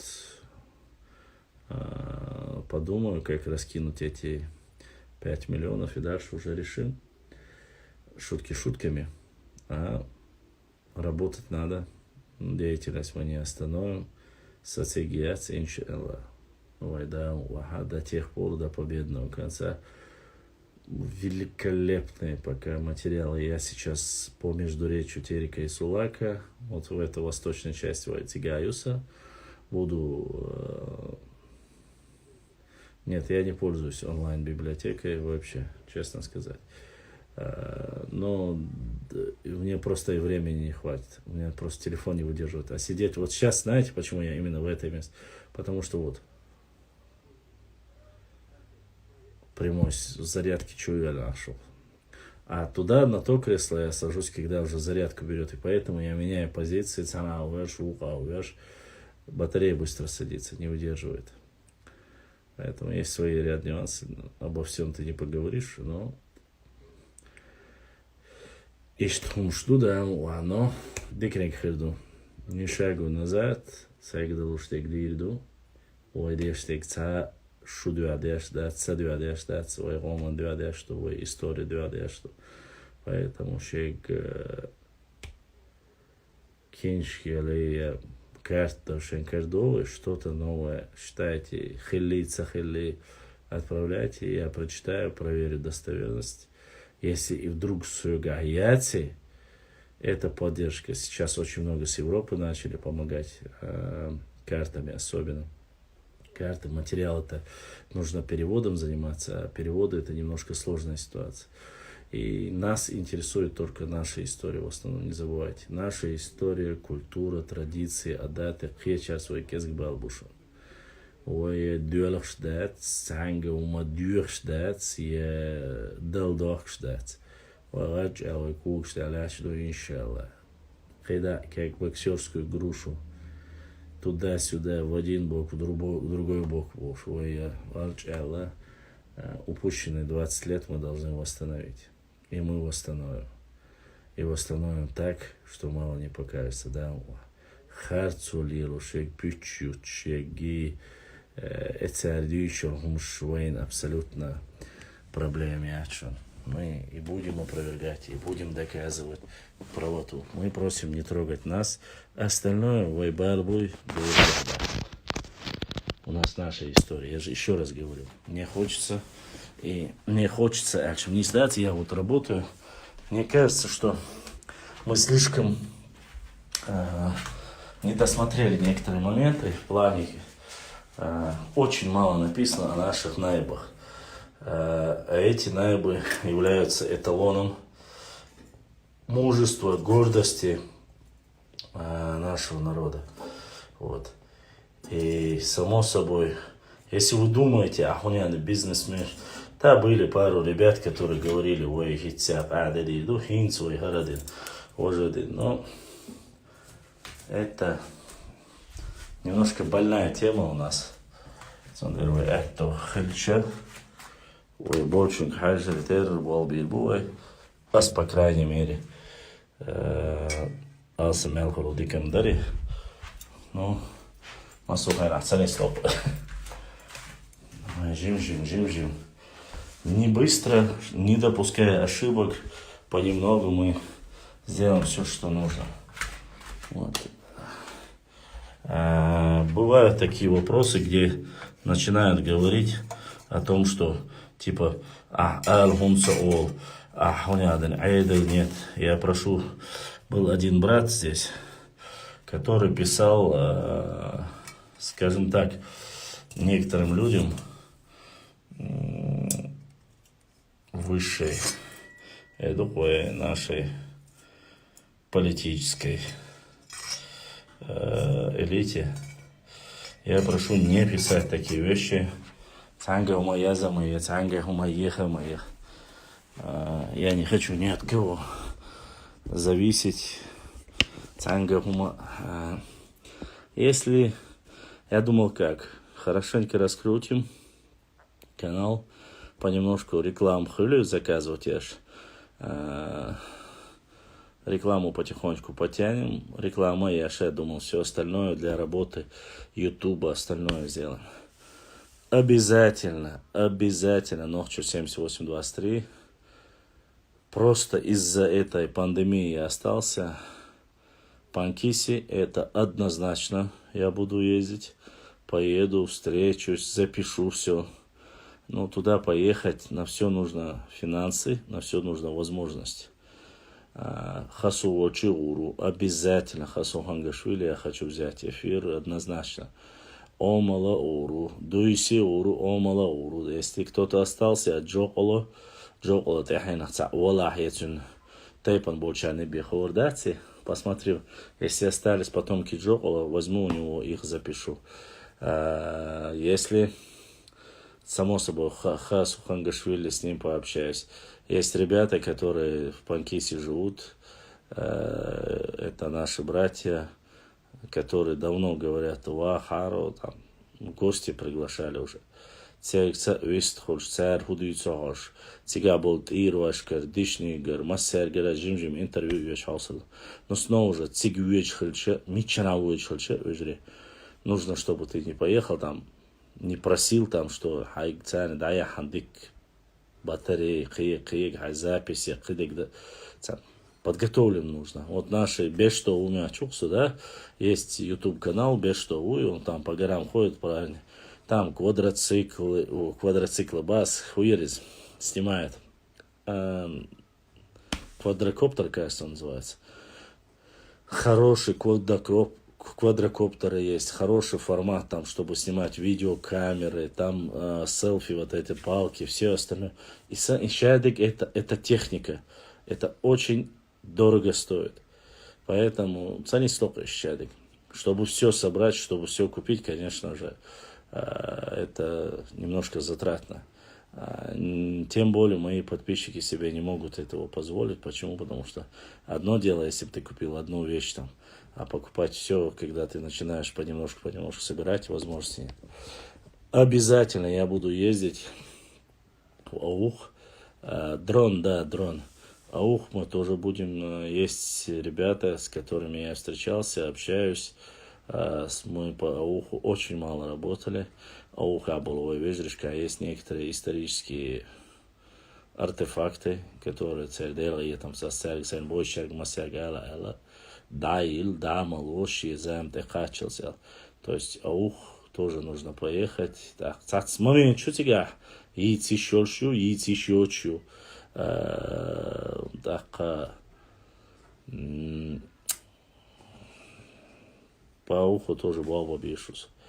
Масухайна это цоху шешен вайтала шеше что чоқи ор ала так цен отказать да целят на что докташ вежре шуқит сона табер қавул ше любой чмехте хахкин дауа делатюнга харая цер али тацаля там за чужой счет там яц машин да дайсли лацаля غلق دو غلق ديز وين نخش مدو وين ويتعنى الله خلقيت سلا خيتي شو تعتوي قيش خلقي تعتوي قيش خلقي داق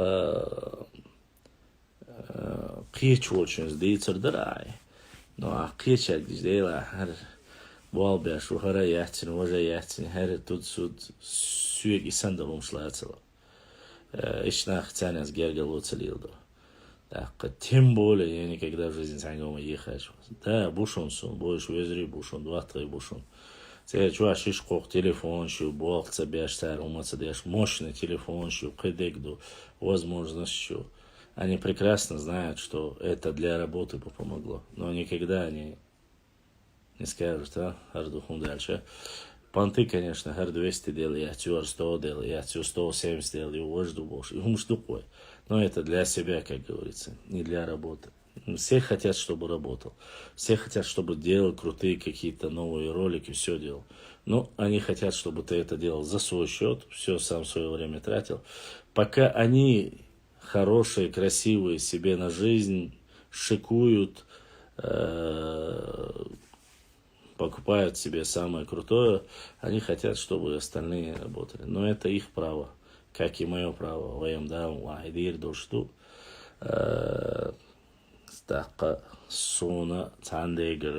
меня есть свои принципы, есть во мне плюсы, есть во мне минусы, но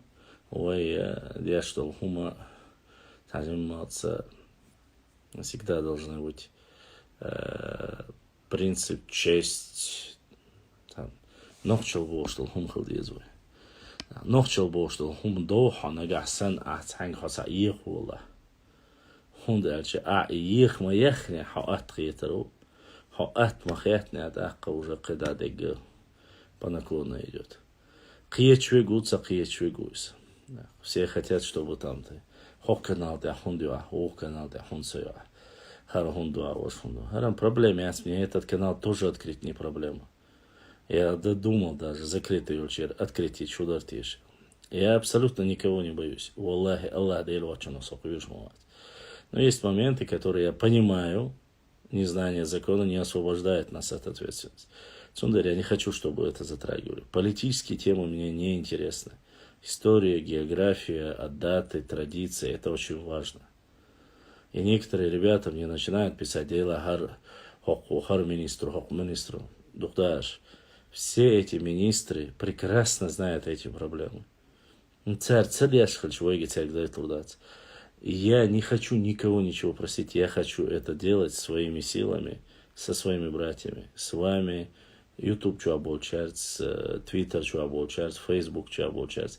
Если мы сами это сделаем и исправим ситуацию, мы должны понимать, что без этого мы никак не можем. Понимаете? Мы должны знать, мы должны понимать, что ситуация изменилась. Сверху вниз не надо ждать. Снизу вверх. Чем больше мы объединимся, чем больше мы будем там говорить ер проблему, хара решить диктор, давайте сами постараемся это делать. Там где-то выделенные деньги, там он должен, этот министр должен, тот министр должен. Да мне наплевать. Сколько этих министров по всему миру. Мы-то маленький регион, есть целые там государства независимые, которые делают. Пафос, крутые машины, высокие зарплаты, это еще не обозначает, что у тебя КПД 100%. Наша цель – это единство нашего народа. Не позволить кровопролития, тише дебадаха. Что-нибудь плохого есть в этом? Нет. Только занимаемся своим. Я не хочу, чтобы вот это понимание, если Салтыков-Щедрин сказал это, кажется, если я не ошибаюсь, если где-то говорят о патриотизме, значит кто-то что-то хочет украсть. Это он сказал об истории России, конечно же, само собой. Я не хочу, я всегда вспоминаю эти слова. Неужели люди реально нашей истории, нашего народа думают, если я начинаю говорить о патриотизме, о любви к родине, о нашей истории, неужели люди думают, что я тоже что-то у кого-то хочу украсть? Это мое понимание, потому что я все это визуализирую на нашу историю. Визуализация. Вот. Проектирую его непосредственно, проекция на нашу историю. И я не хочу, чтобы было так, как говорит Салтыков-Щедрин. Если в России где-то говорят об истории, где-то говорят о патриотизме, значит, кто-то где-то что-то хочет украсть или уже украл. Вот такого не должно быть. Вот такого нельзя допускать. И я думаю всегда, думают ли люди так. А так, больших дезками сон, что духовой вежрибу так, муастрибу, что аж сонха, цана дейцеляс, дакиками уштяш беш духабу, дезками уштяш беш духабу. أما حق أحيق ديزي خيч, عصون далилу дизи хейча. Вот это понимание, реального понимания вот этой ситуации, как это все можно решить, как это можно сделать, вот это мало кто понимает. Да и не хочет понимать. А я никогда никого не принуждаю и не принуждал. Пускай шейн лалей, шейн ла дирду, шейн салей, шейн сала дирдац. Цундера, иншалла, дикник хирду. Что касается визы, в Грузию виза не нужна, нужен загранпаспорт. Но вопросы по пандемии, ищите ситуацию сега. Ерк, по крайней мере.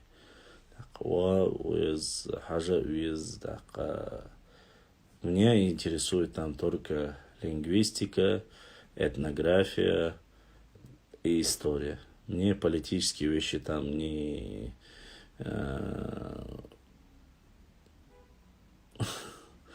такое тоже есть, да.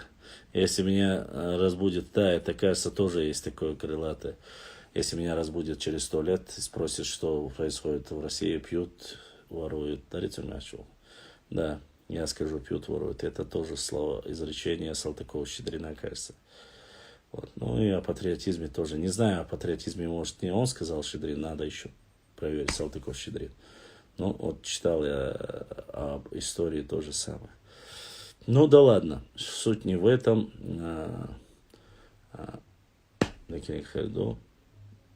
Просто сам ты не слушал, шум ты не слушаешь, ситуация не слово. Вот. Осталось всего ничего, осталось что-то мне в своей жизни тоже уже давно пора изменить. То есть до дня моего рождения, я думаю, что до конца этого года, если решу, изменю. Если ничего не получится, нужно поменять формат. Что до 17 января у меня время еще есть. Когда Аллах дарвачунса горду, так, унисурду. Может, уйду в тень, может быть, просто как остальные, не показывая ничего, просто время от времени буду закидывать. Но сдаться, дирдаться, юаверваться, да, Аллаху даже. Юештулхум, комон дахдулхума, сейду адяштаться, кешунду адяштаться. Не ради кого-то, ради всего нашего народа нужно делать. Если каждый будет думать о своем народе именно так, думаю, все у нас получится.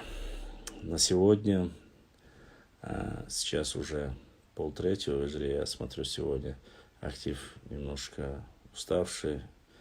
Пятница, видать, тяжело вышла. Уставшие все спать легли, Цундера. Это я знаю, не только вот как... Нет, мама, вот Зудиаля и Хумштадтсон, вообще не об этом. Не надо уже что-то как-то менять ситуацию. Не молодеешь, наоборот, стареешь каждым годом все больше и больше, Цундера Цумаха. Что я хотел сказать? Вот, и Масана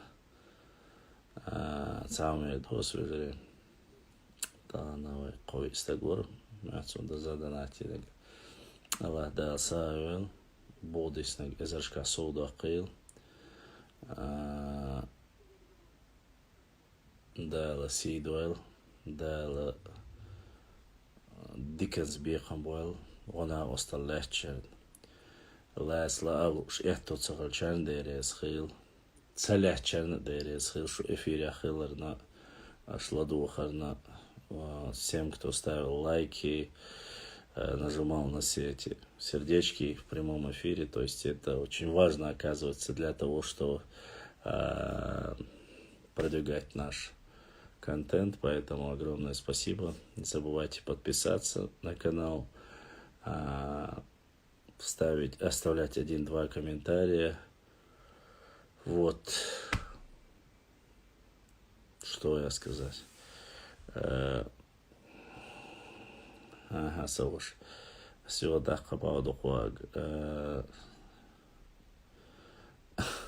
да нет, дело уже ближе к 3 часам. Саваш Цахачон, если бы сунца YouTube, PayPal де Цахачари, я бы зачитал докуаг. Я же еще раз говорю, все, что приходит, я всегда говорю Дересха. Так что с Европы ничего сегодня не было, никто не донатил. По крайней мере, не дошло. Межу, ты немножко просто опоздал, мы тут чуть помахали саблей, ну, так себе. Немножко. Вот, тогда, ага, если у кого-то есть достоверная информация с источниками про наших наибов, Джоутхана, Талхига, Батуко, Пхамитоевского, Ису Гиндергноевского, более достоверная, правильная, не вымысел, директ отправьте, я прочитаю, проверю и расскажу об этом в эфире. Само собой постараюсь зафиксировать это. Только общими силами бивает, говорят, что у кого-то все есть, и все скрывают, никто не хочет делиться. Это вот мое эллик духой нохчищи ситуацию. Моим сестрам, моим подписчикам, всем дорогим для меня людей, вам огромное спасибо, что до позднего времени оставались со мной. Я не сплю. Если кто-то что-то хочет спросить, отправлять в директ. Неотвеченных нету. Многие уже знают и мой WhatsApp, знают и все остальное. Ассаламу алейкум ва рахматуллахи ва баракатуху. Да, еще, что я хотел сказать. Если получится, может быть, я завтра сделаю. Сегодня очень слабый был эфир пятничный. Возможно, завтра сделаю. Если я увижу, что вот актив будет настолько низким, мне, наверное, проще посты закидывать, писать, нежели читать, там, сидеть, если но пассивность, она просто-напросто лишний раз только убивает мою, как говорится, и батарейку, и все остальное. Может быть, эфир постараемся, наверное, может быть, если это нужно, необходимо. Я хаусар дует, и лабилаться бас, но и что? С вами был ваш брат Лысый, Рыжий, Нохчу Башлам. Ассаламу алейкум ва рахматуллахи ва баракату. Ассахал хитрно бхатун диняхам. Allah duyaxduyuqshig sunuq intirdol. Wallahi billahi tallahi deils эстуймал цанден халхитит я наукайтит хачвац. И отдельный салам вашим моим подписчикам, братьям и сестрам из Ютуба. Дах дуэл Аллах дала иштмук шмерша дош вайкоумана. Шейца абочарна суна далах дошу. Ассаламу алейкум ва рахматуллахи ва баракату.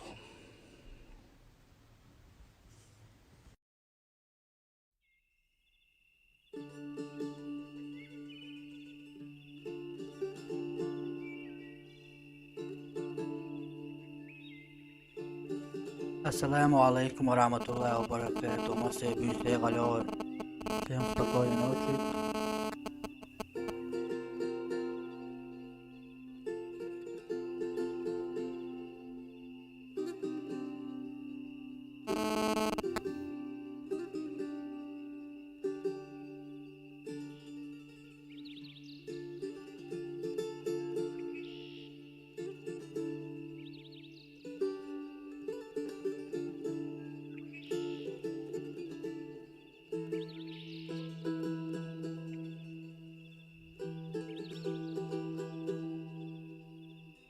Aslan Kılvan Barkov, Full Barkov.